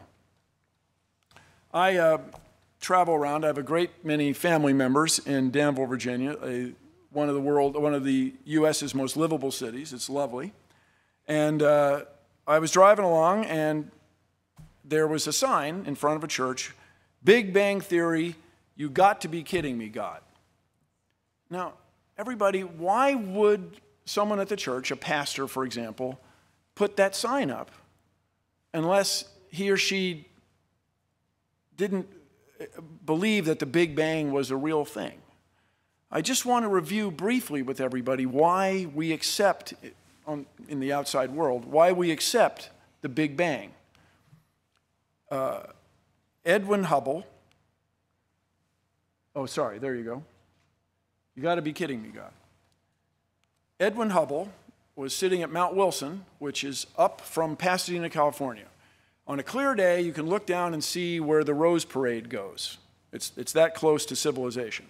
But even in the early 1900s, the people who selected this site for astronomy picked an excellent site. The clouds and smog are below you. And Edwin Hubble sat there at this very big telescope night after night studying the heavens. And he found that the stars are moving apart. The stars are moving apart. And he wasn't sure why, but it was clear that the stars are moving farther and farther apart all the time. So people talked about it for a couple decades. And then eventually another astronomer, almost a couple decades, another astronomer, Fred Hoyle, just remarked, well, it was like there was a Big Bang. There was an explosion. This is to say, since everything's moving apart, it's very reasonable that at one time they were all together. And there's a place from whence these things expanded. And it was a remarkable insight. But people went still questioning it for decades. Science and conventional scientists questioning it for decades. These two researchers wanted to listen for radio signals from space, radio astronomy. And this is, while we have visible light for our eyes, there's a whole other bunch of waves of light that are much longer. The microwaves in your oven are about that long. The radar at the airport is about that long. Your FM radio signals about like this. AM radio signals are a kilometer. They're several soccer fields. They went out listening, and there was this hiss, this tss, all the time that wouldn't go away. And they thought, oh, doggone it, there's some loose connector. They plugged in the connector. They They re-screwed it, they made it tight. They turned it this way, the hiss was still there. They heard it that way, it's just still there. They thought it was pigeon droppings that had affected the reception of this horn, it's called. This thing is still there. It's in Basking Ridge, New Jersey. It's a National Historic Site. And Arno Penzias and Robert Wilson had found this cosmic background sound that was predicted by astronomers. Astronomers running the numbers, doing math, predicted that in the cosmos would be left over this echo, this energy from the Big Bang that would be detectable. And they detected it. We built the Cosmic Observatory for Background Emissions, the COBE spacecraft, and it matched exactly the astronomers' predictions. You got to respect that. It's a wonderful thing. Now, along that line is some interest in the age of the Earth. Right now, it's generally agreed that the Big Bang happened 13.7 billion years ago. What we can do on Earth, these elements that we all know on the periodic table of chemicals, even ones we don't know, were created when stars explode. And I look like nobody, but I attended a lecture by Hans Bethe, who won a Nobel Prize for discovering the process by which stars create all these elements. The one that interests me especially is our good friends rubidium and strontium. Rubidium becomes strontium spontaneously. It's an interesting thing to me. A neutron becomes a proton, and it goes up the periodic table. When lava comes out of the ground, molten lava, and it freezes, turns to rock, when the melt solidifies or crystallizes, it locks the rubidium and strontium in place. And so by careful assay, by being diligent, you can tell when the rock froze. You can tell how old the rubidium and strontium are, and you can get an age for the Earth. When that stuff falls on fossils, you can get a very good idea of how old the fossils are. I encourage you all to go to Nebraska, go to Ashfall State Park, and see the astonishing fossils. It looks like a Hollywood movie. There are rhinoceroses, there are three-toed horses in Nebraska. None of those animals are extant today. And they were buried catastrophically by a volcano in what is now Idaho, is now Yellowstone National Park. It's called the hot spot. People call it the super volcano. And it's a remarkable thing. Apparently, as I can tell you, as a Northwesterner around for Mount St. Helens, full disclosure, I'm on the Mount St. Helens board. When it goes off, it gives out a great deal of gas that's toxic and knocks these animals out. Looking for relief, they go to a watering hole, and then when the ash comes, they were all buried. It's an extraordinary place. Now, if in the bad old days you had heart problems, they would right away cut you open. Now we use a drug based on rubidium to look at the inside of your heart without cutting you open. Now, my Kentucky friends, I want you to consider this. Right now, there is no place in the Commonwealth of Kentucky to get a degree in this kind of nuclear medicine, this kind of drugs associated with that. I hope you find that troubling. I hope you're concerned about that. You want scientifically literate students in your Commonwealth for a better tomorrow for everybody. You can't get this here. You have to go out of state. Now, as far as the distance to stars, understand this is very well understood. It's February. We look at a star in February, we measure an angle to it, we wait 6 months, we look at that same star again, and we measure that angle. It's the same way carpenters built this building. It's the same way surveyors surveyed the land that we're standing on. And so by measuring the distance to a star, you can figure out how far away it is, that star, and then the stars beyond it and stars beyond that. There are billions of stars, more than 6,000 light years from here. A light year is a unit of distance, not a unit of time. There are billions of stars. Mr. Ham, how could there be billions of stars more distant than 6,000 years if the world's only 6,000 years old? It's an extraordinary claim. There's another astronomer, Adolf Kittel, who remarked first about the reasonable man. Is it reasonable that we have ice older by a factor of 100 than you claim the Earth is. We have trees that have more tree rings than the Earth is old. That we have rocks with rubidium and strontium and uranium and potassium argon dating that are far, far, far older than you claim the Earth is. Could anybody have built an ark that would sustain better than any ark anybody was able to build on the Earth? So if you're asking me, and I got the impression you were, is Ken Ham's creation model viable? I say no, absolutely not. Now, one last thing. You may not know that in the US Constitution, from the Founding Fathers, is the sentence to promote the progress of science and useful arts. Kentucky voters, voters who might be watching online in places like Texas, Tennessee, Oklahoma, Kansas, please, you don't want to raise a generation of science students who don't understand how we know our place in the cosmos, our place in space, who don't understand natural law. We need to innovate to keep the United States where it is in the world. Thank you very much.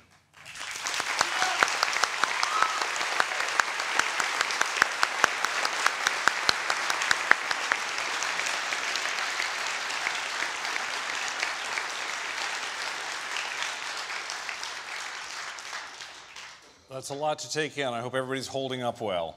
It's a lot of information. What we're going to have now is a 5-minute rebuttal time for each gentleman to address the other one's comments, and then there will be a 5-minute counter-rebuttal after that. Things are going to start moving a little more quickly now, so at this point in particular, I want to make sure we don't have applauding or anything else going on that slows it down. So, Mr. Ham, if you'd like to begin with your 5-minute rebuttal first.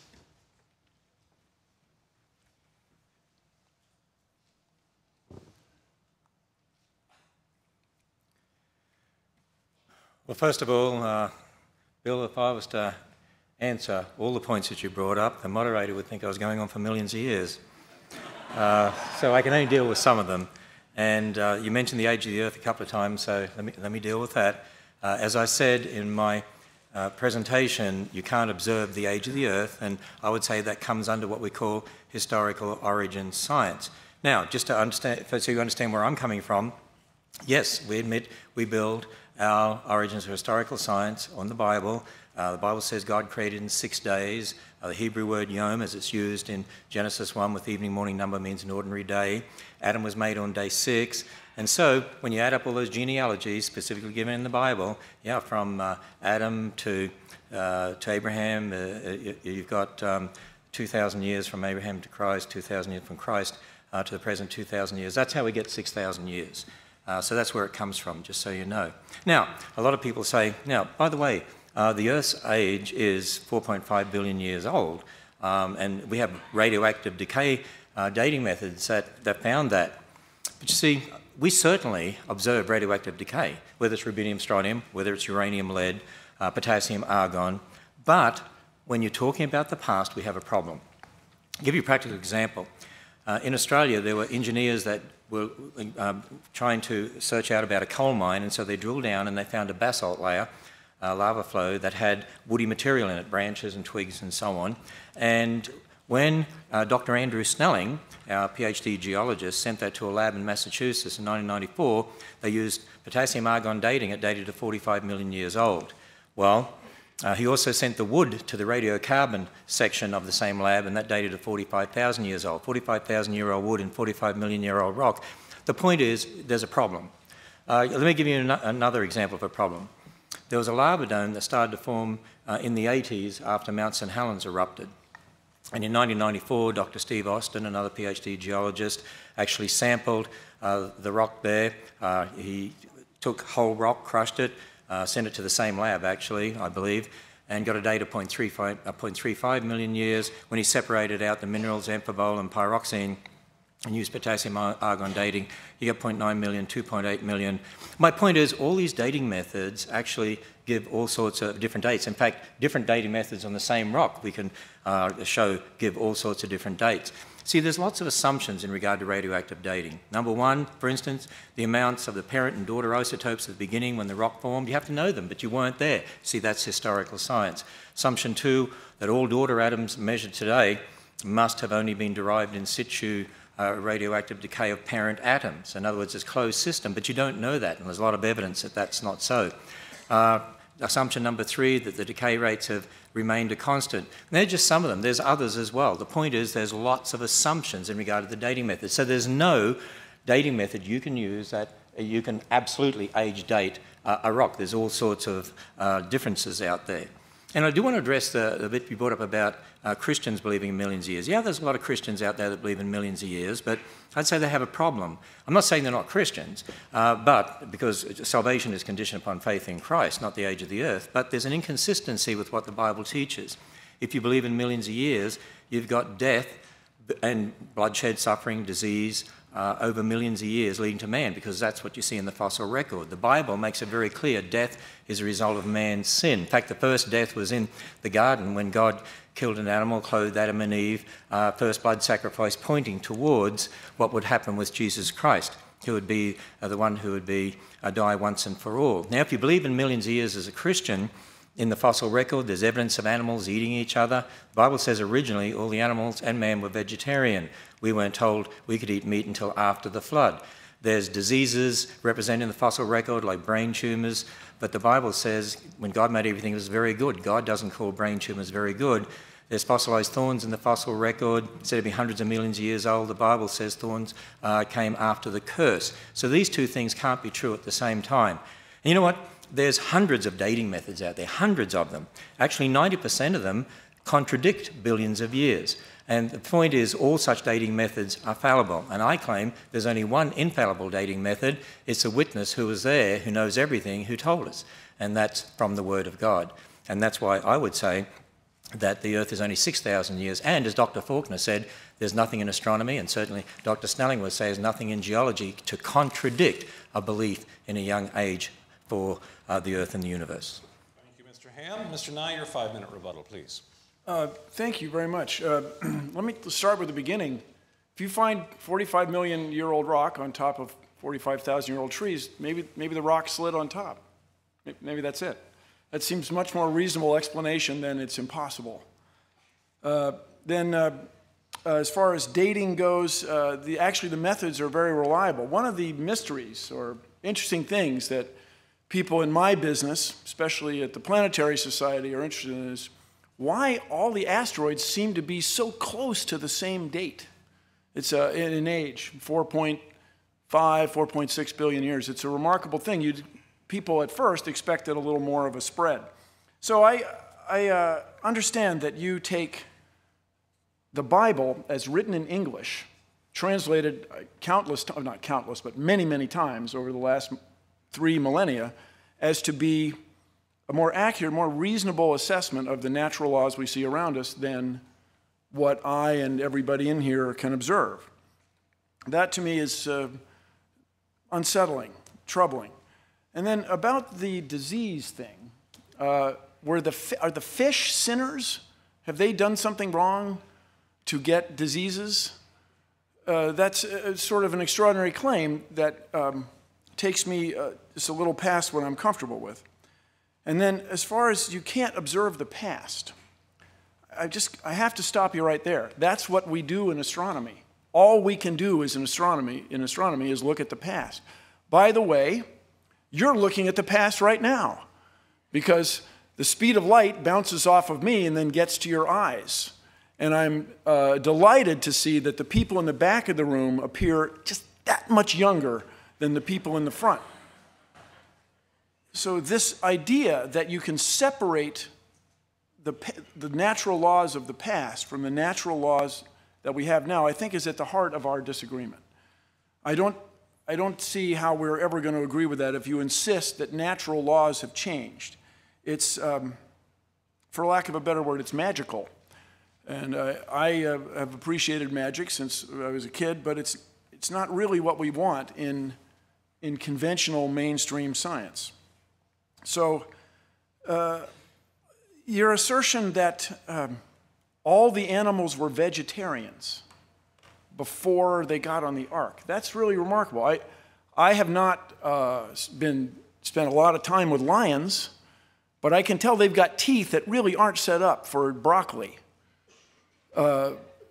that these animals were vegetarians till this flood is something that I would ask you to provide a little more proof for. I give you the lion's teeth. You give me verses as translated into English over, 30 centuries?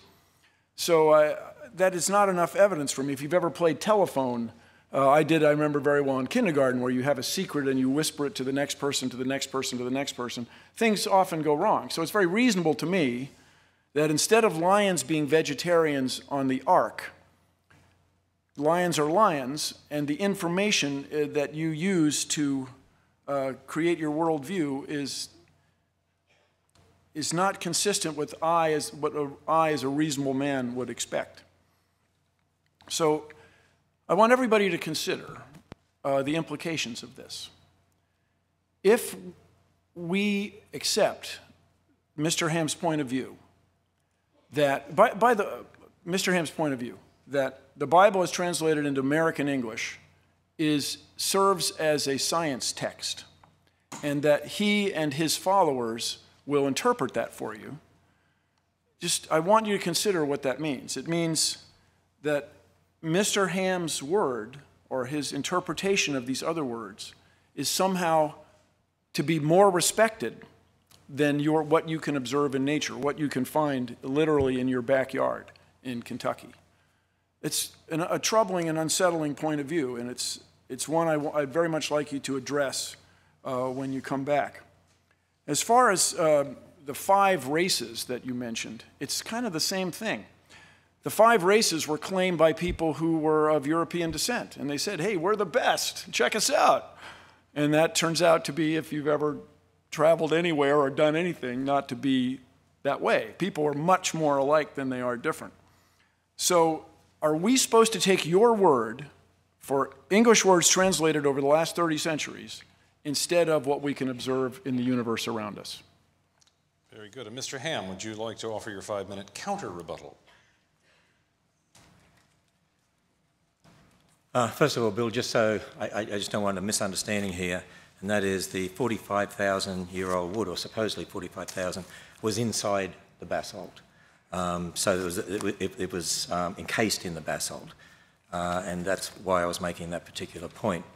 And I would also say that natural law hasn't changed. As I talked about, I said we have the laws of logic, the uniformity of nature, and that only makes sense within a biblical worldview anyway, of a creator God who set up those laws, and that's why we can do good experimental science, because we assume those laws are true, and they'll be true tomorrow. I do want to say this, that you said a few times, Ken Ham's view or Ken Ham's model. It's not just Ken Ham's model. We have a number of PhD scientists on our own staff. I had video quotes from some scientists. It's Dr. Demadian's model. It's Dr.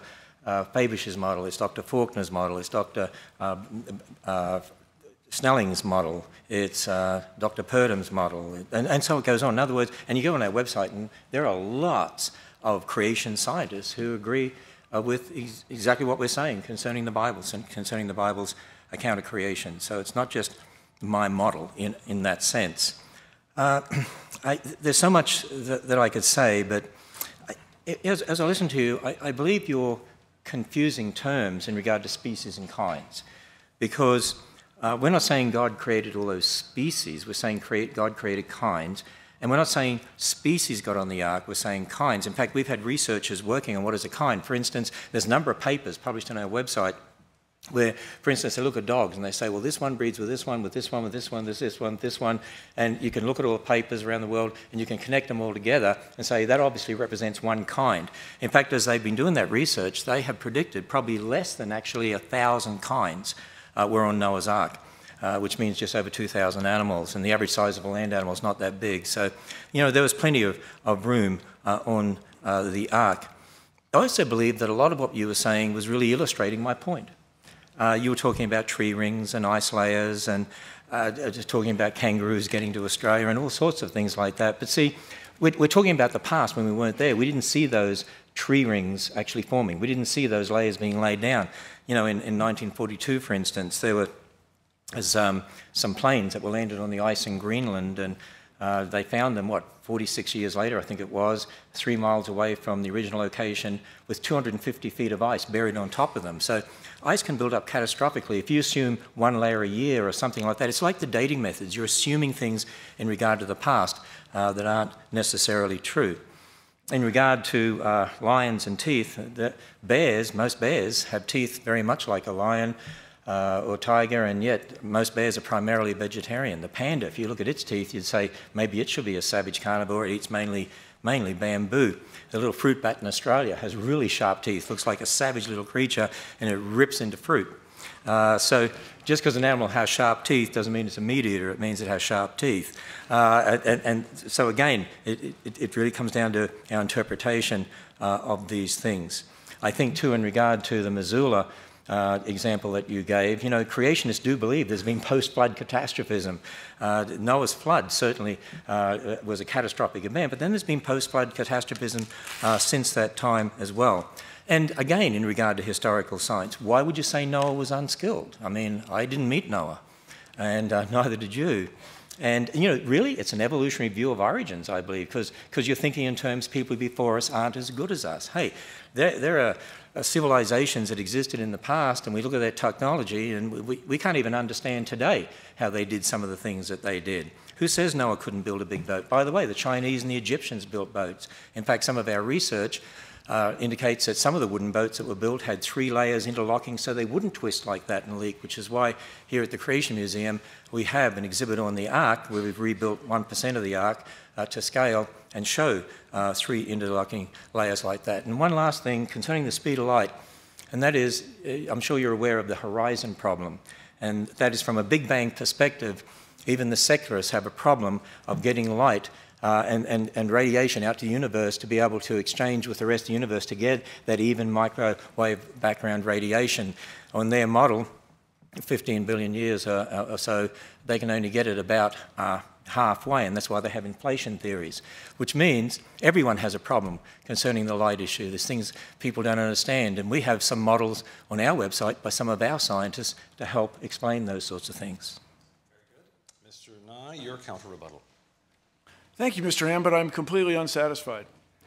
You did not, in my view, address just fundamental questions. 680,000 years of snow ice layers, which require a winter-summer cycle.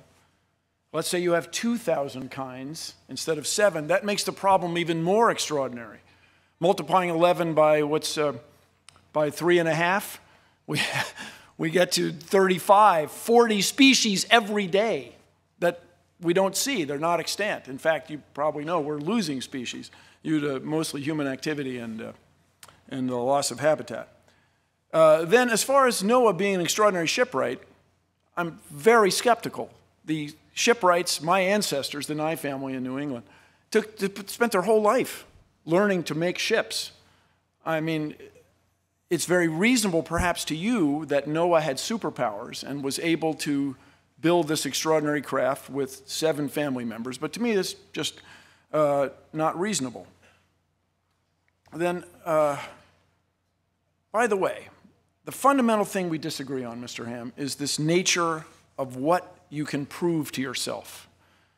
This is to say, when people make assumptions based on radiometric data, when they make assumptions about the expanding universe, when they make assumptions about the rate at which genes change in populations of bacteria in laboratory growth media, they're making assumptions based on previous experience. They're not coming out of whole cloth. So next time you have a chance to speak, I encourage you to explain to us why we should accept your word for it, that natural law changed just 4,000 years ago, completely, and there's no record of it. You know, there are pyramids that are older than that. There are human populations that are far older than that, with traditions that go back farther than that. And it's just not reasonable to me that everything changed 4,000 years ago. By everything, I mean the species, the surface of the earth, the stars in the sky, and the relationship of all the other living things on earth to humans. It's just not reasonable to me that everything changed like that. And another thing I would very much appreciate you addressing, there are billions of people in the world who are deeply religious, and I respect that. People get tremendous community and comfort and nurture and support from their religious fellows in their communities, in their faiths, in their churches, and yet they don't accept your point of view. There are Christians who don't accept that the earth could somehow be this extraordinarily young age because of all the evidence around them. And so, what is to become of them, in your view? And by the way, this thing started, as I understand it, Ken Ham's creation model is based on the Old Testament. So when you bring in, I'm not a theologian, when you bring in the New Testament, isn't that a little out of the box? I'm looking for explanations of the creation of the world as we know it, based on what I'm going to call science. Not historical science, not observational science. Things that each of us can do, akin to what we do. We're trying to outguess the characters on murder mystery shows, on crime scene investigation especially. What is to become of all those people who don't see it your way? For us in the scientific community, I remind you that when we find an idea that's not tenable, that doesn't work, that doesn't fly, doesn't hold water, whatever idiom you'd like to embrace, we throw it away. We're delighted. That's why I say if you can find a fossil that has swum between the layers, bring it on. You would change the world. If you could show that somehow the microwave background radiation is not a result of the Big Bang, come on, write your paper, tear it up.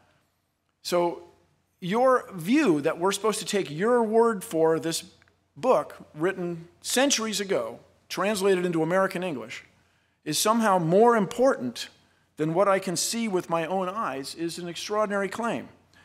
And for those watching online especially, I want to remind you that we need scientists and especially engineers for the future. Engineers use science to solve problems and make things. We need these people so that the United States can continue to innovate and continue to be a world leader. We need innovation, and that needs science education. Thank you. All right, thank you both. Now we're going to get to the things moving a little bit faster, and I think they may be quite interesting here. It's 40 to 45 minutes, maybe a little bit more actually, we'll have a little more, for questions and answers submitted by our audience here in the Creation Museum. Beforehand, we handed out these cards to everyone. I shuffled them here in the back, and in fact I dropped a lot of them, and then I scooped them up again. And if you saw me sorting through them here, it was to get a pile for Mr. Nye and a pile for Mr. Ham, so that we can alternate reasonably between them. Other than that, the only reason I will skip over one is if I can't read it, or if it's a question that I don't know how to read because it doesn't seem to make any sense, which sometimes happens just because of the way people write. What's going to happen is we're going to go back and forth between Mr. Nye and Mr. Ham. Each debater will have 2 minutes to answer the question addressed to him, and then the other will have 1 minute to also answer the question, even though it was addressed to the other man. And I did pull one card aside here because I noticed it was to both men. So we may be able to get to that at some point. Mr. Ham, you've been up first. If you'll hop up first this time, and Mr. Nye, you can stand by for your responses. 2 minutes. How does creationism account for the celestial bodies, planets, stars, moons, moving further and further apart? And what function does that serve in the grand design? Well, when it comes to looking at the universe, of course, we believe that in the beginning God created the heavens and the earth, and I believe our creationist astronomers would say, yeah, you can observe the universe expanding. Why God is doing that? In fact, in the Bible, it even says He stretches out the heavens and seems to indicate that there is an expansion of the universe. And so we would say, yeah, that you can observe that. That fits with what we call observational science, exactly why God did it that way. I can't answer that question, of course, because the Bible says that God made the heavens for His glory, and that's why He made the stars that we see out there, and it's to tell us how great He is and how big He is. And in fact, I think that's the thing about the universe. The universe is so large, so big out there. One of our planetarium programs looks at this, where we go in and show you how large the universe is, and I think it shows us how great God is, how big He is, that He's an all-powerful God, He's an infinite God, an infinite, all-knowing God who created the universe to show us his power. I mean, can you imagine that? And the thing that's remarkable in the Bible, for instance, says on the fourth day of creation, and oh, he made the stars also. It's almost like, oh, by the way, I made the stars.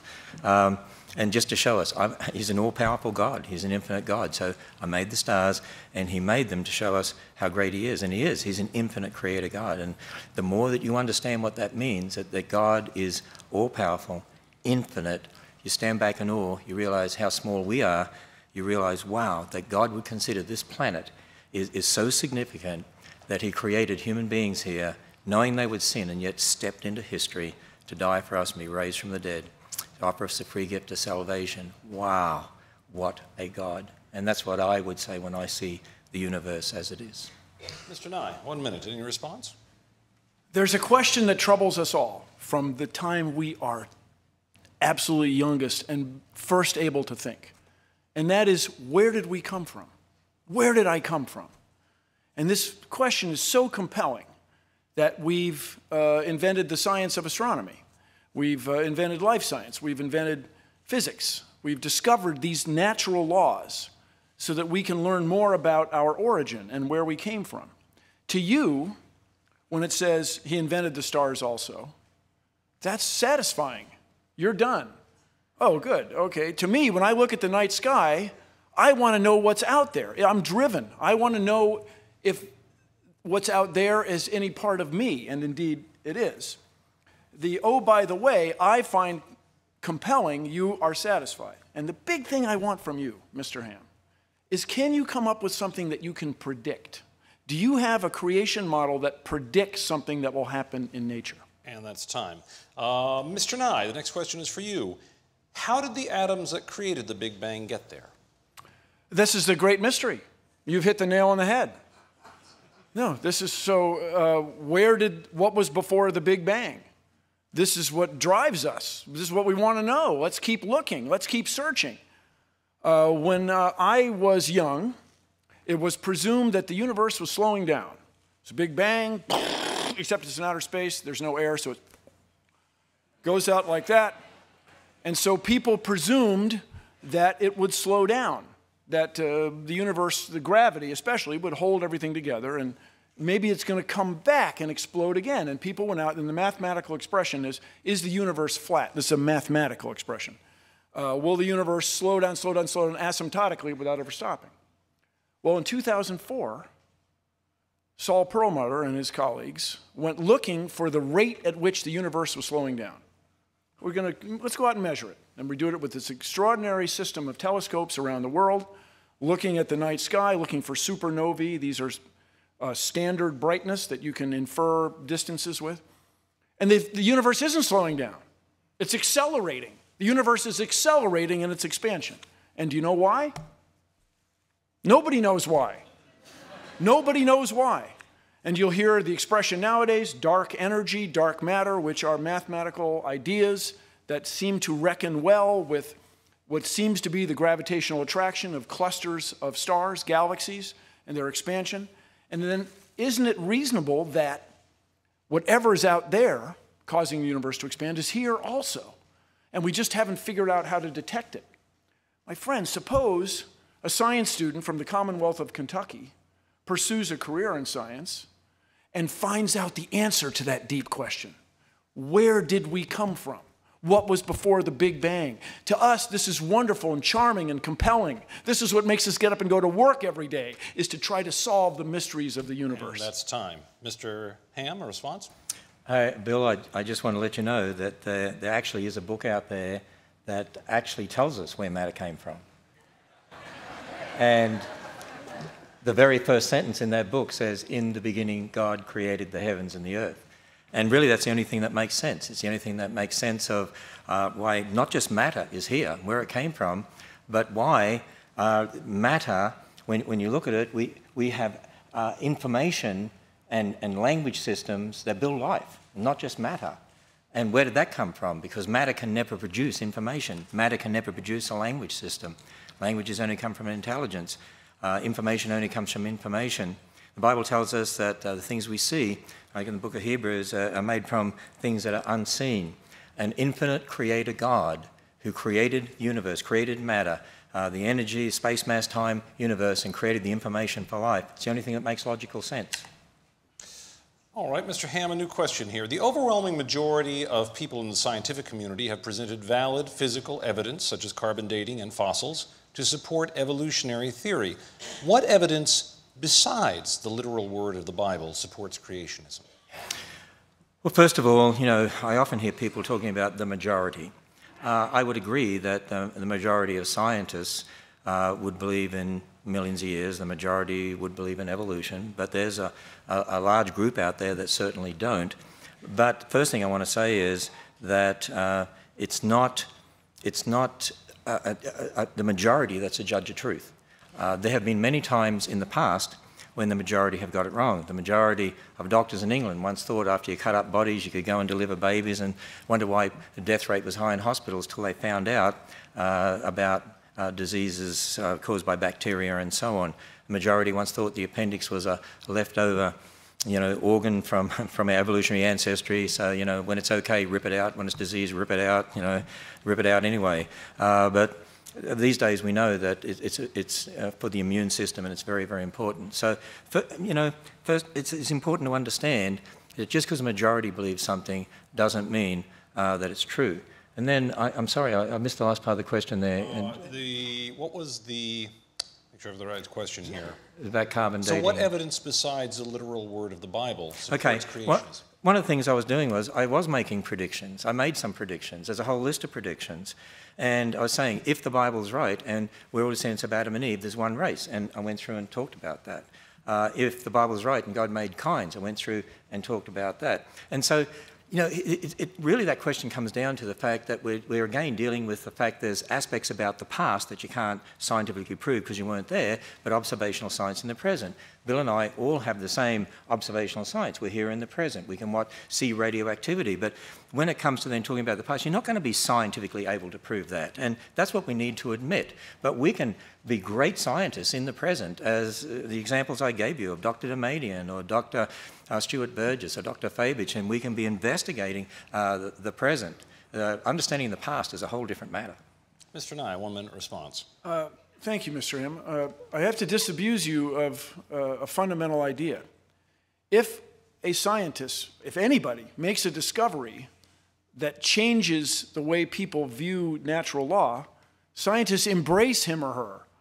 This person's fantastic. Louis Pasteur, you made reference to germs. No, if you find something that changes, that disagrees with common thought, that's the greatest thing going in science. We look forward to that change. We challenge you. Tell us why the universe is accelerating. Tell us why these mothers were getting sick. And we found an explanation for it. And but just the idea that the majority has sway in science is true only up to a point. And then the other thing I just want to point out, what you may have missed in evolutionary explanations of life is it's the mechanism by which we add complexity. The Earth is getting energy from the sun all the time, and that energy is used to make life forms somewhat more complex. And that's time. New question for you, Mr. Nye. How did consciousness come from matter? Don't know. This is a great mystery. A dear friend of mine is a neurologist. She studies the nature of consciousness.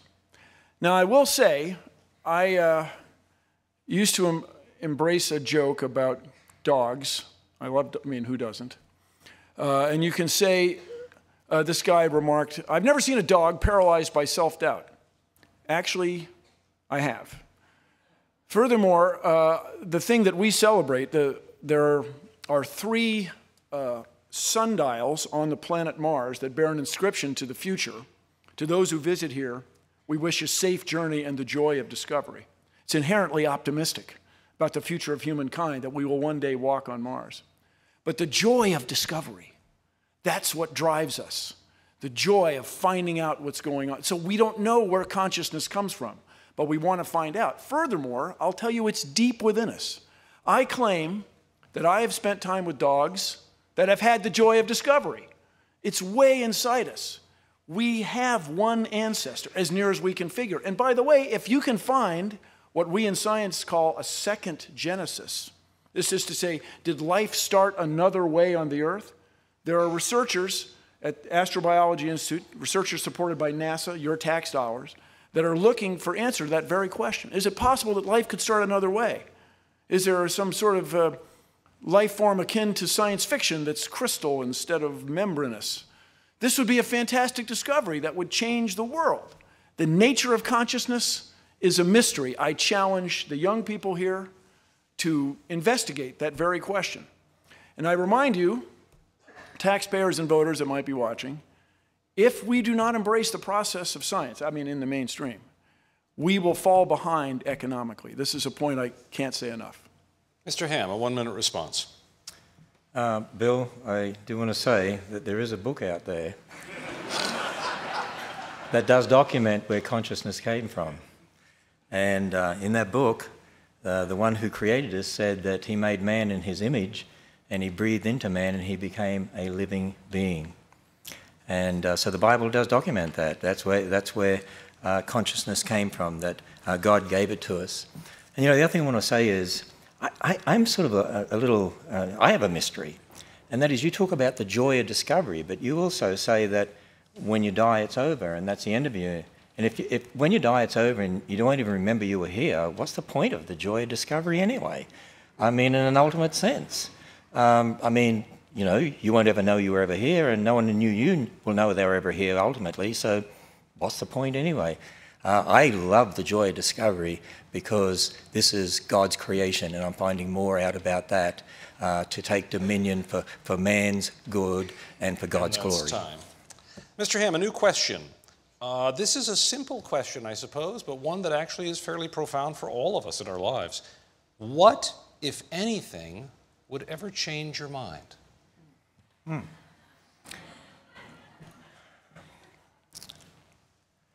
Well, the answer to that question is, I'm a Christian. And as a Christian, I can't prove it to you, but God has definitely shown me very clearly through his word and shown himself in the person of Jesus Christ. The Bible is the word of God. I admit that that's where I start from. I can challenge people that you can go and test that. You can make predictions based on that. You can check the prophecies in the Bible. You can check the statements in Genesis. You can check that. And I did a little bit of that tonight. And I can't ultimately prove that to you. All I can do is to say to someone, look, if the Bible really is what it claims to be, if it really is the Word of God and that's what it claims, then check it out. And the Bible says if you come to God believing that he is, he'll reveal himself to you. And you will know. As Christians, we can say we know. And so as far as the Word of God is concerned, no. No one's ever going to convince me that, that the Word of God is not true. But I do want to make a distinction here, and for Bill's sake, we build models based upon the Bible, and those models are always subject to change. The fact of Noah's flood is not subject to change. The model of how the flood occurred is subject to change because we observe in the current world, and we're able to come up with maybe different ways this could have happened or that could have happened, and that's part of that scientific discovery. That's part of what it's all about. So the bottom line is that as a Christian, I have a foundation, but as a Christian, I would ask Bill the question, what would change your mind? I mean, you said even if you came to faith, you'd never give up believing in billions of years. I think I quoted you correctly. You said something like that recently. So that would be also my question to Bill. Time. Mr. Nye? We would just need one piece of evidence. We would need the fossil that swam from one layer to another. We would need evidence that the universe is not expanding. We would need evidence that the stars appear to be far away, but they're not. We would need evidence that rock layers can somehow form in just 4,000 years instead of the extraordinary amount. We would need evidence that somehow you can reset atomic clocks and keep neutrons from becoming protons. You bring on any of those things, and you would change me immediately. The question I have for you, though, fundamentally, and for everybody watching, Mr. Ham, what can you prove? What you have done tonight is spent all the time coming up with explanations about the past. What can you really predict? What can you really prove in a conventional scientific, or in a conventional, I have an idea that makes a prediction and it comes out the way I see it. This is very troubling to me. Mr. Nye, a new question. Outside of radiometric methods, what scientific evidence supports your view of the age of the Earth? The age of the Earth? Well, the age of stars. Let's see. Radiometric evidence is pretty compelling. Also, the deposition rates. It was Lyell, a geologist, who realized, my recollection, he came up with the first use of the term deep time. When people realized that the Earth had to be much, much older. In a related story, there was a mystery as to how the Earth could be old enough to allow evolution to have taken place. How could the Earth possibly be 3 billion years old? Lord Kelvin did a calculation. If the sun were made of coal and burning, it couldn't be more than 100,000 or so years old. But radioactivity was discovered. Radioactivity is why the Earth is still as warm as it is. It's why the Earth has been able to sustain its internal heat all these millennia.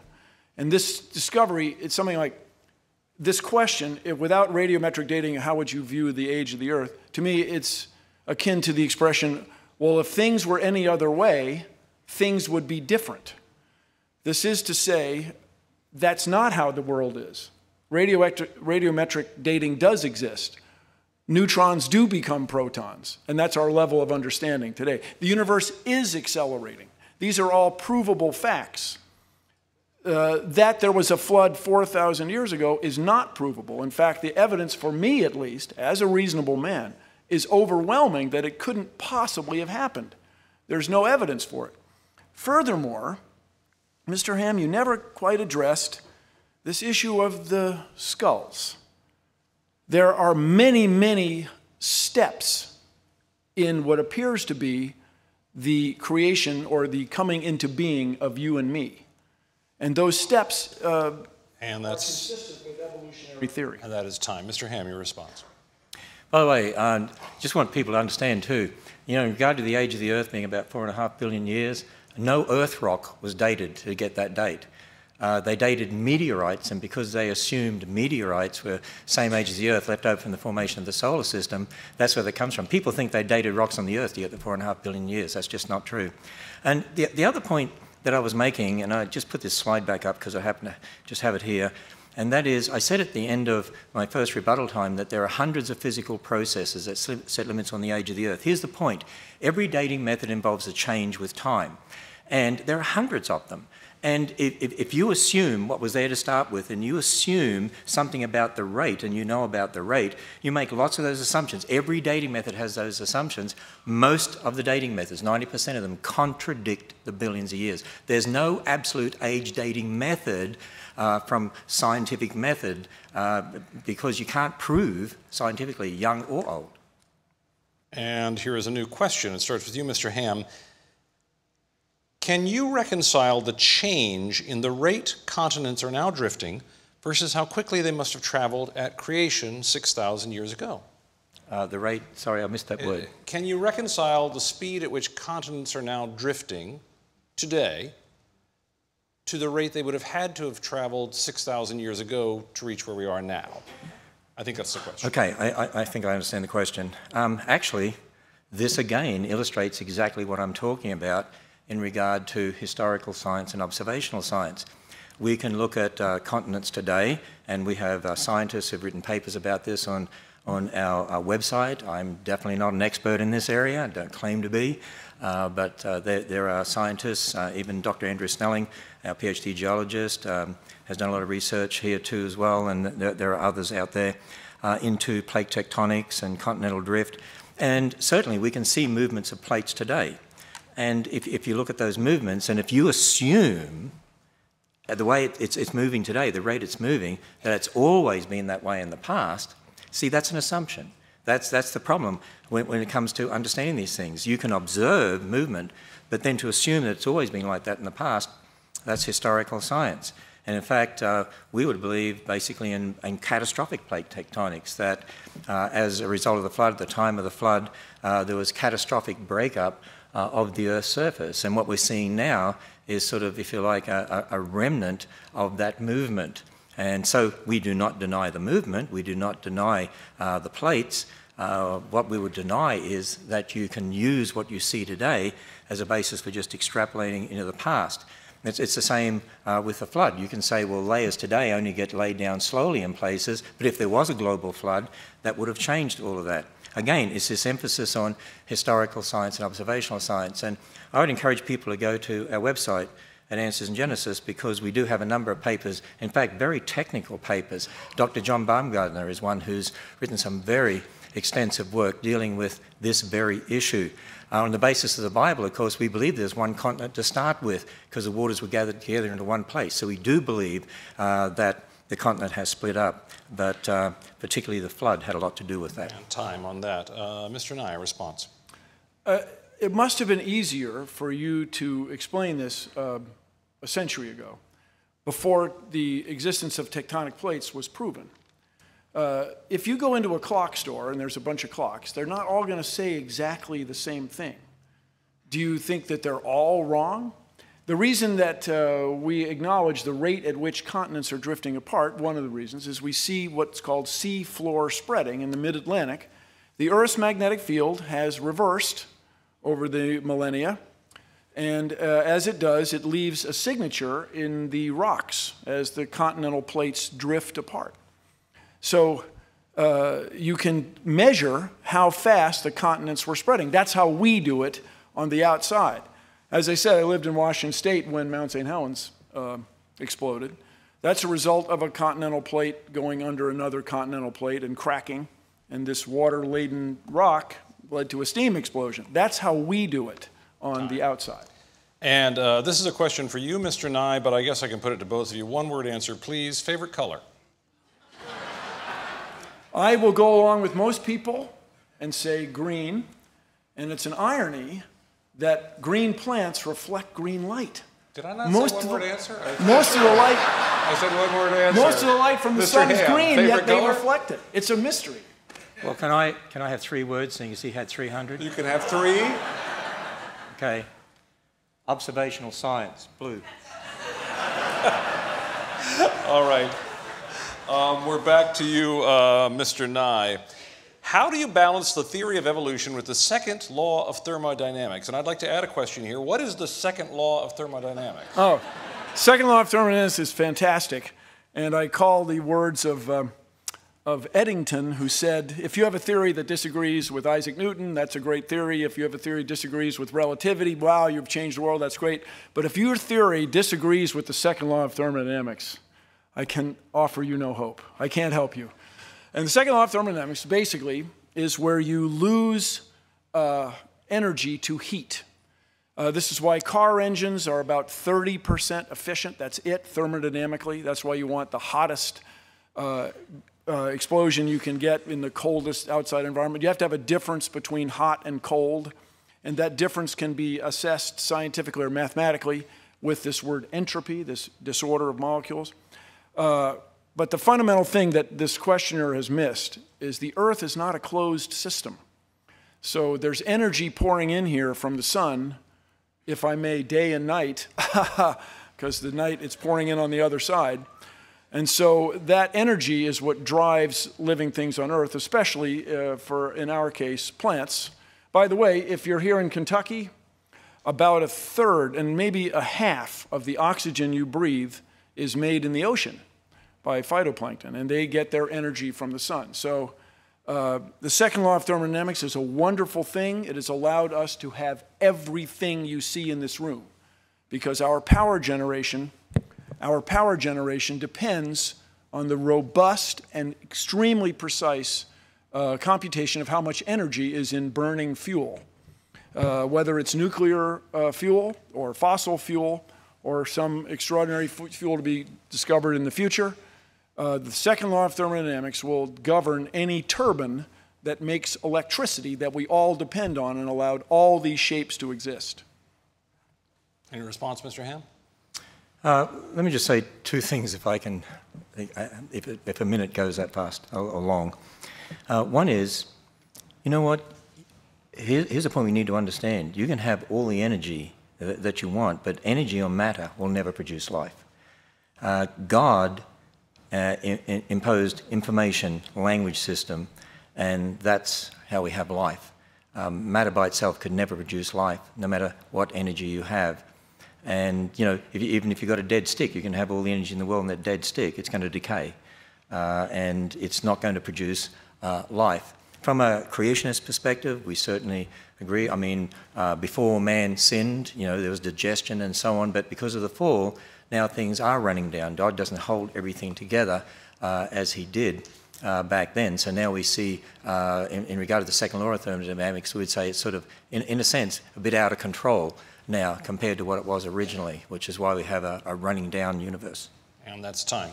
A new question for you, Mr. Ham. Hypothetically, if evidence existed that caused you to have to admit that the earth was older than 10,000 years and creation did not occur over 6 days, would you still believe in God and the historical Jesus of Nazareth and that Jesus was the Son of God? Well, I've been emphasizing all night. You cannot ever prove using the scientific method in the present, you can't prove the age of the earth. So you can never prove it's old. So there is no hypothetical because you can't do that. Now, we can certainly use methods in the present and making assumptions. I mean, creationists use methods that change over time. As I said, there's hundreds of physical processes that you can use, but they set limits on the age of the universe, but you can't ultimately prove the age of the earth. Not using the scientific method. You can't ultimately prove the age of the universe. Now, you can look at methods, and you can see that there are many methods that contradict billions of years, many methods that seem to support thousands of years. As Dr. Faulkner said in the little video clip I showed, there is nothing in observational astronomy that contradicts a young universe. Now, I've said to you before, and I admit again, that the reason I believe in a young universe is because of the Bible's account of origins. I believe that God, who has always been there, the infinite creator God, revealed in his word what he did for us. And when we add up those dates, we get thousands of years. But there's nothing in observational science that contradicts that. But as far as the age of the earth, the age of the universe, even when it comes to the fossil record, that's why I really challenge Christians. If you're going to believe in millions of years for the fossil record, you've got a problem with the Bible. And that is that then you've got to have death and disease and suffering before sin. So there is no hypothetical in regard to that. You can't prove scientifically the age of the earth or the universe. Bottom line. Mr. Nye. Well, of course, this is where we disagree. You can prove the age of the earth with great robustness by observing the universe around us. And I get the feeling, Mr. Ham, that you want us to take your word for it. This is to say, your interpretation of a book written thousands of years ago, as translated into American English, is more compelling for you than everything that I can observe in the world around me. This is where you and I think, are not going to see eye to eye. You asserted that life cannot come from something that's not alive. Are you sure? Are you sure enough to say that we should not continue to look for signs of water and life on Mars, that that's a waste? You're sure enough to claim that. That is an extraordinary claim that we want to investigate. Once again, what is it you can predict? What do you provide us that can tell us something about the future, not just about your vision of the past? A new question, Mr. Nye. Is there room for God in science? Well, we remind us there are billions of people around the world who are religious and who accept science and embrace it, and especially all the technology that it brings us. Is there anyone here who doesn't have a mobile phone that has a camera? Is there anyone here whose family members have not benefited from modern medicine? Is there anyone here who doesn't use email? Is there anybody here who doesn't eat?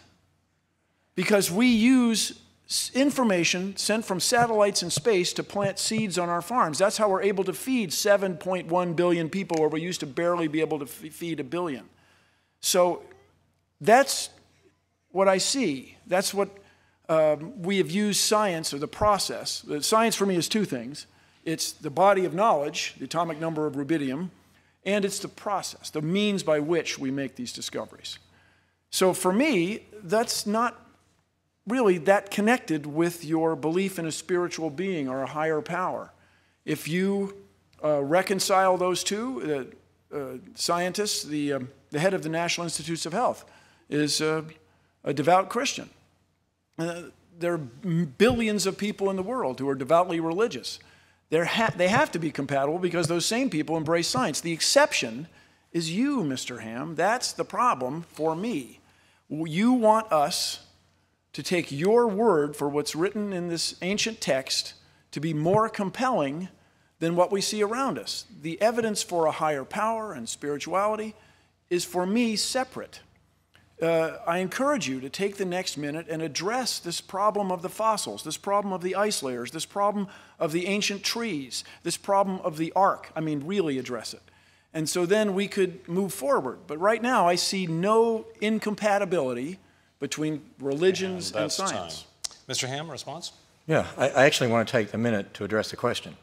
Let me just say this. My answer would be God is necessary for science. In fact, you talked about cell phones. Yeah, I have a cell phone. I love technology. We love technology here at Answers in Genesis. And I have email. I probably had millions of them while I've been speaking up here. And satellites and what you said about, the information we get, I agree with all that. See, they're the things that can be done in the present. And that's just like I showed you, Dr. Stuart Burgess, who invented that gear set for the satellite. Creationists can be great scientists. But see, I say God is necessary because you have to assume the laws of logic. You have to assume the laws of nature. You have to assume the uniformity of nature. And that was the question I had for you. Where does that come from if the universe is here by natural processes?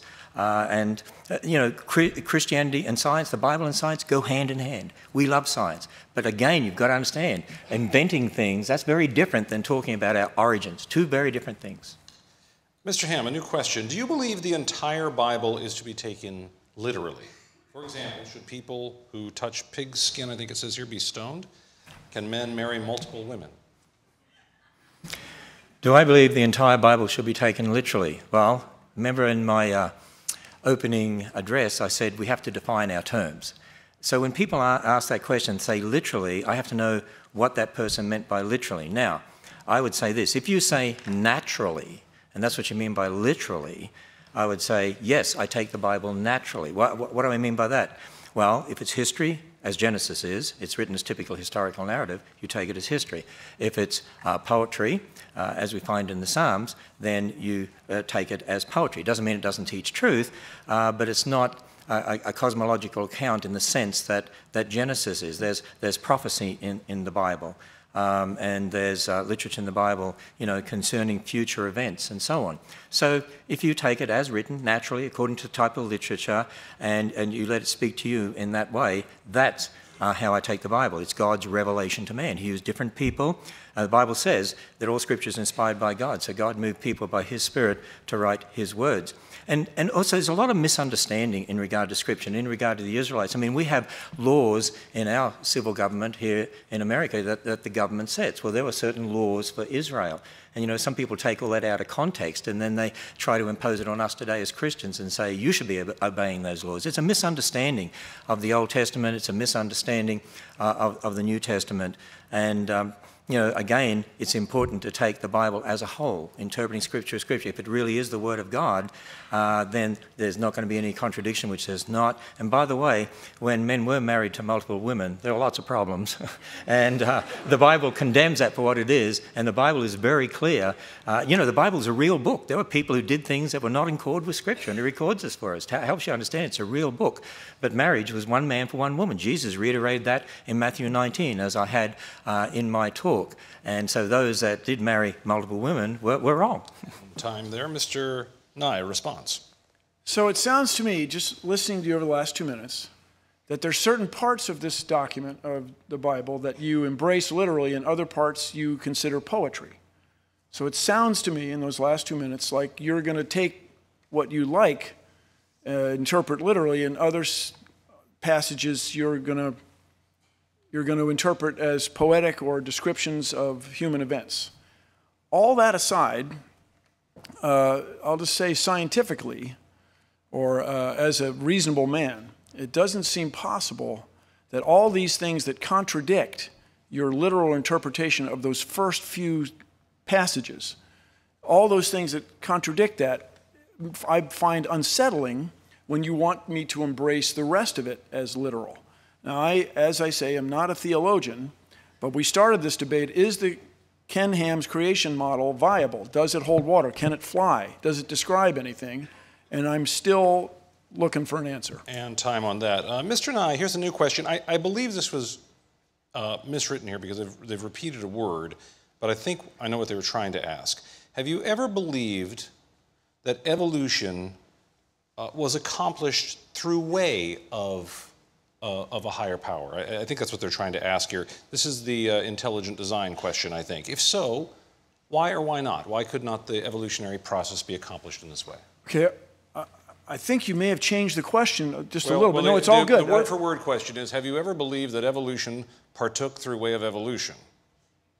I think I thought, but let me introduce these ideas for Mr. Ham to comment.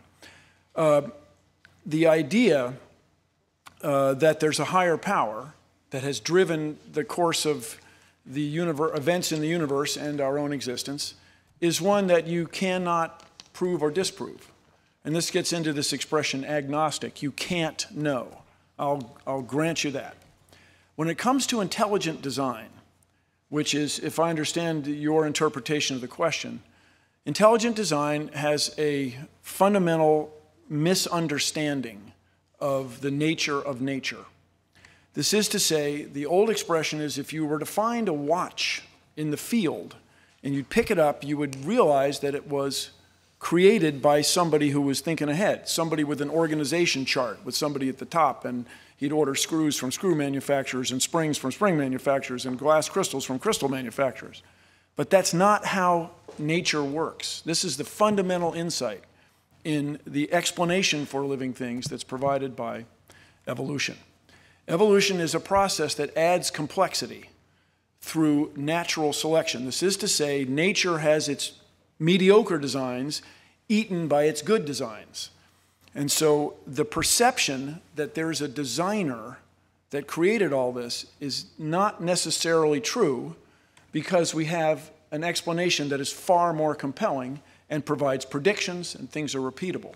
I'm sure, Mr. Ham, here at the facility, you have an organization chart. I imagine you're at the top, and it's a top-down structure. Nature is not that way. Nature is bottom-up. This was the discovery. Things merge up. Whatever makes it keeps going. Whatever doesn't make it falls away. And this is compelling and wonderful and fills me with joy and is inconsistent with a top-down view. And that's time. Mr. Ham.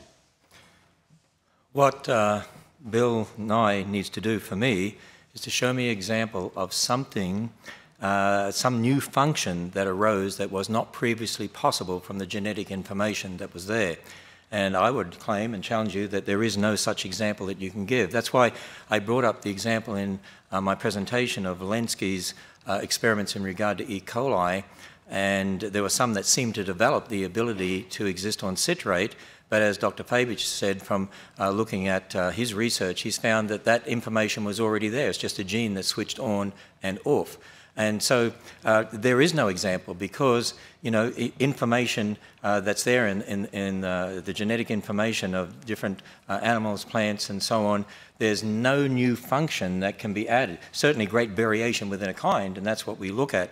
But you'd have to show an example of brand new function that never previously was possible. There is no such example that you can give anywhere in the world. Fresh question here. Mr. Ham, name one institution, business, or organization other than a church, amusement park, or the Creation Museum that is using any aspect of creationism to produce its product. Any scientist out there, Christian or non-Christian, that is involved in inventing things, involved in a scientific method, is using creation. They are, because they're borrowing from a Christian worldview. They're using the laws of logic. I keep emphasizing that. I want Bill to tell me, in a view of the universe, it's a result of natural processes, explain where the laws of logic came from. Why should we trust the laws of nature? I mean, are they going to be the same tomorrow as they were yesterday? In fact, some of the greatest scientists that ever lived, Isaac Newton, James Clerk Maxwell, Michael Faraday, were creationists. And as one of them said, you know, he's thinking God's thoughts after him. And that's really, modern science really came out of that thinking, that we can do experiments today and we can do the same tomorrow. We can trust the laws of logic. We can trust the laws of nature. And if we don't teach our children correctly about this, they're not going to be innovative. And they're not going to be able to come up with inventions to advance in our culture. And so I think the person was trying to get out that, see, you know, there are lots of secularists out there doing work and they don't believe in creation and they come up with great inventions. Yeah, but my point is they are borrowing from the Christian worldview to do so. And as you saw from the video quotes I gave, people like Andrew Fabich and also Dr. Faulkner have published in the secular journals.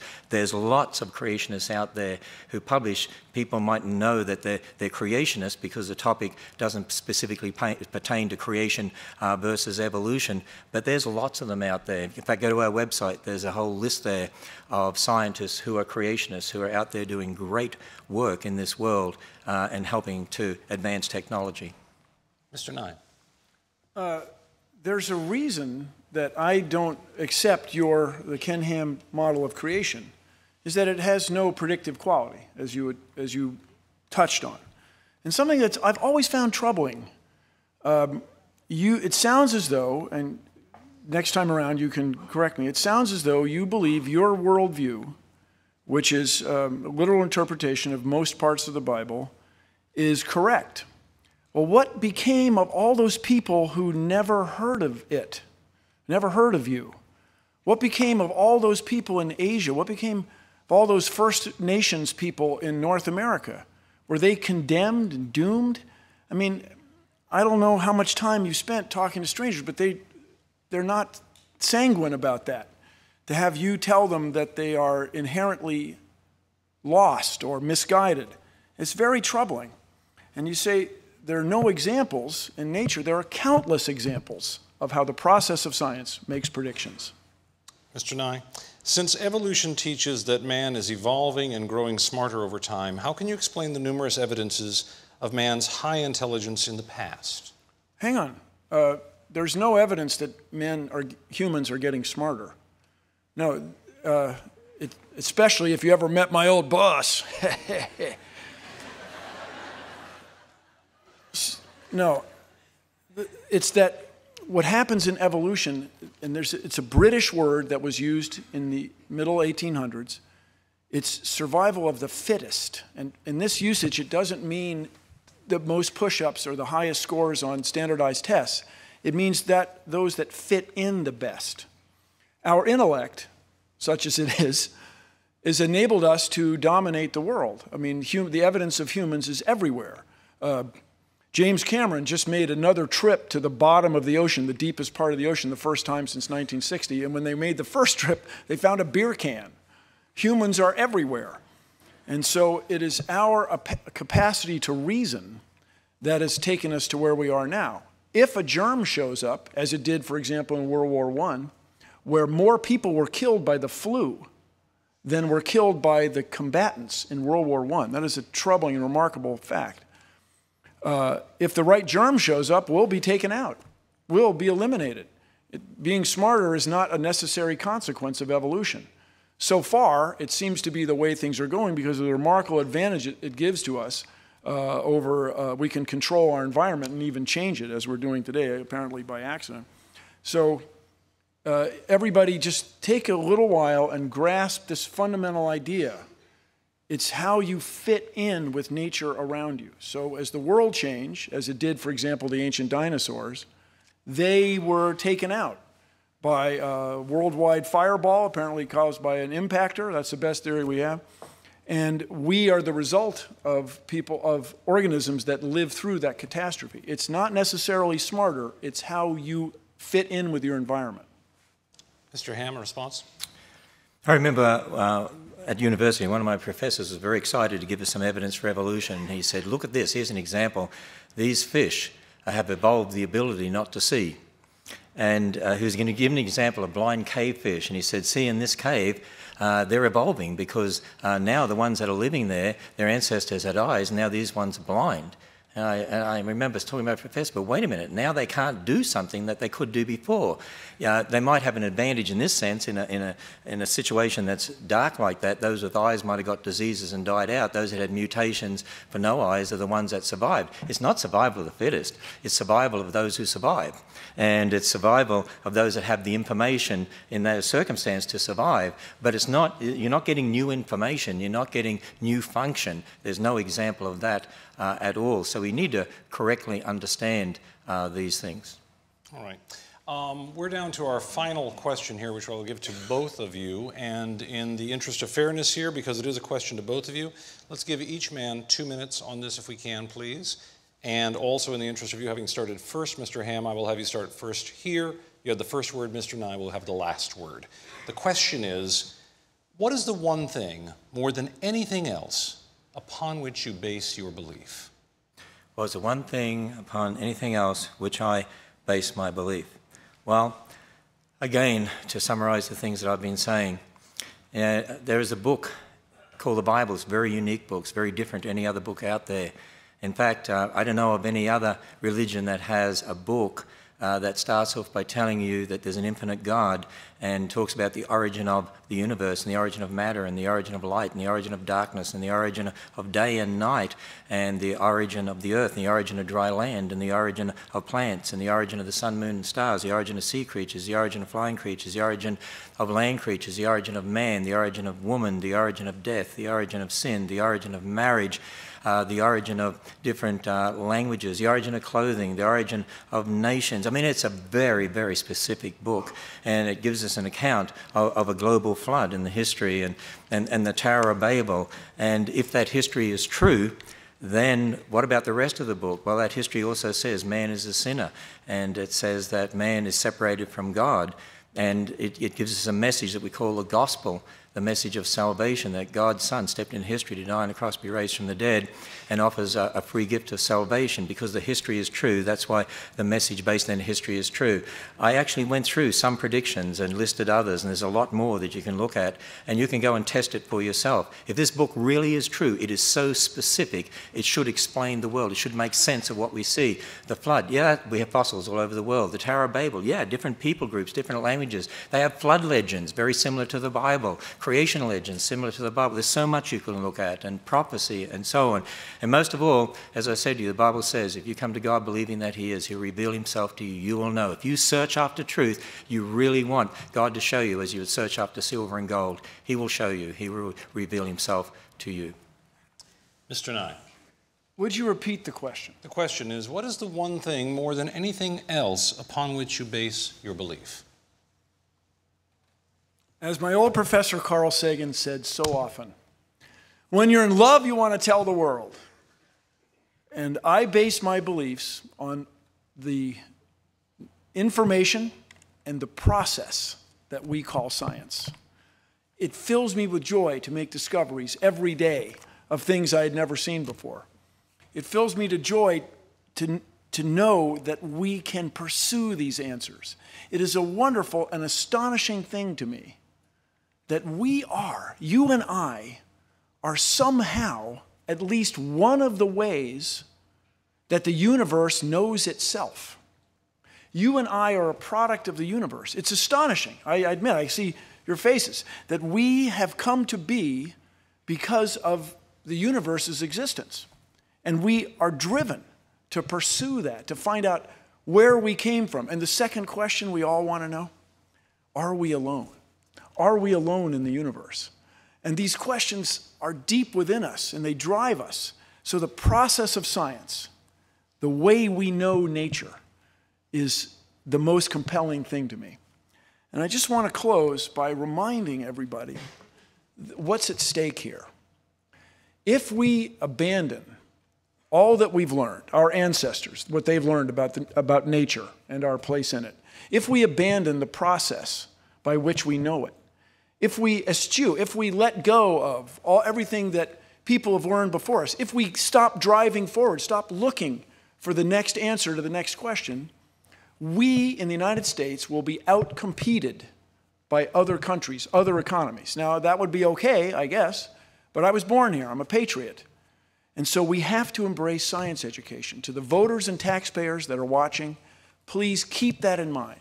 We have to keep science education in science classes. Thank you. One tiny bit of important housekeeping for everyone here. The county is now under a level 2 snow emergency. Drive home carefully. You'll have a lot to talk about, but drive carefully. This debate will be archived at debatelive.org. That's debatelive.org, one word. It will be found at that site for several days, so you can encourage friends and family to watch and take it over. Thanks so much to Mr. Nye and to Mr. Ham for an excellent discussion. I'm Tom Foreman. Thank you. Good night from Petersburg, Kentucky and the Creation Museum.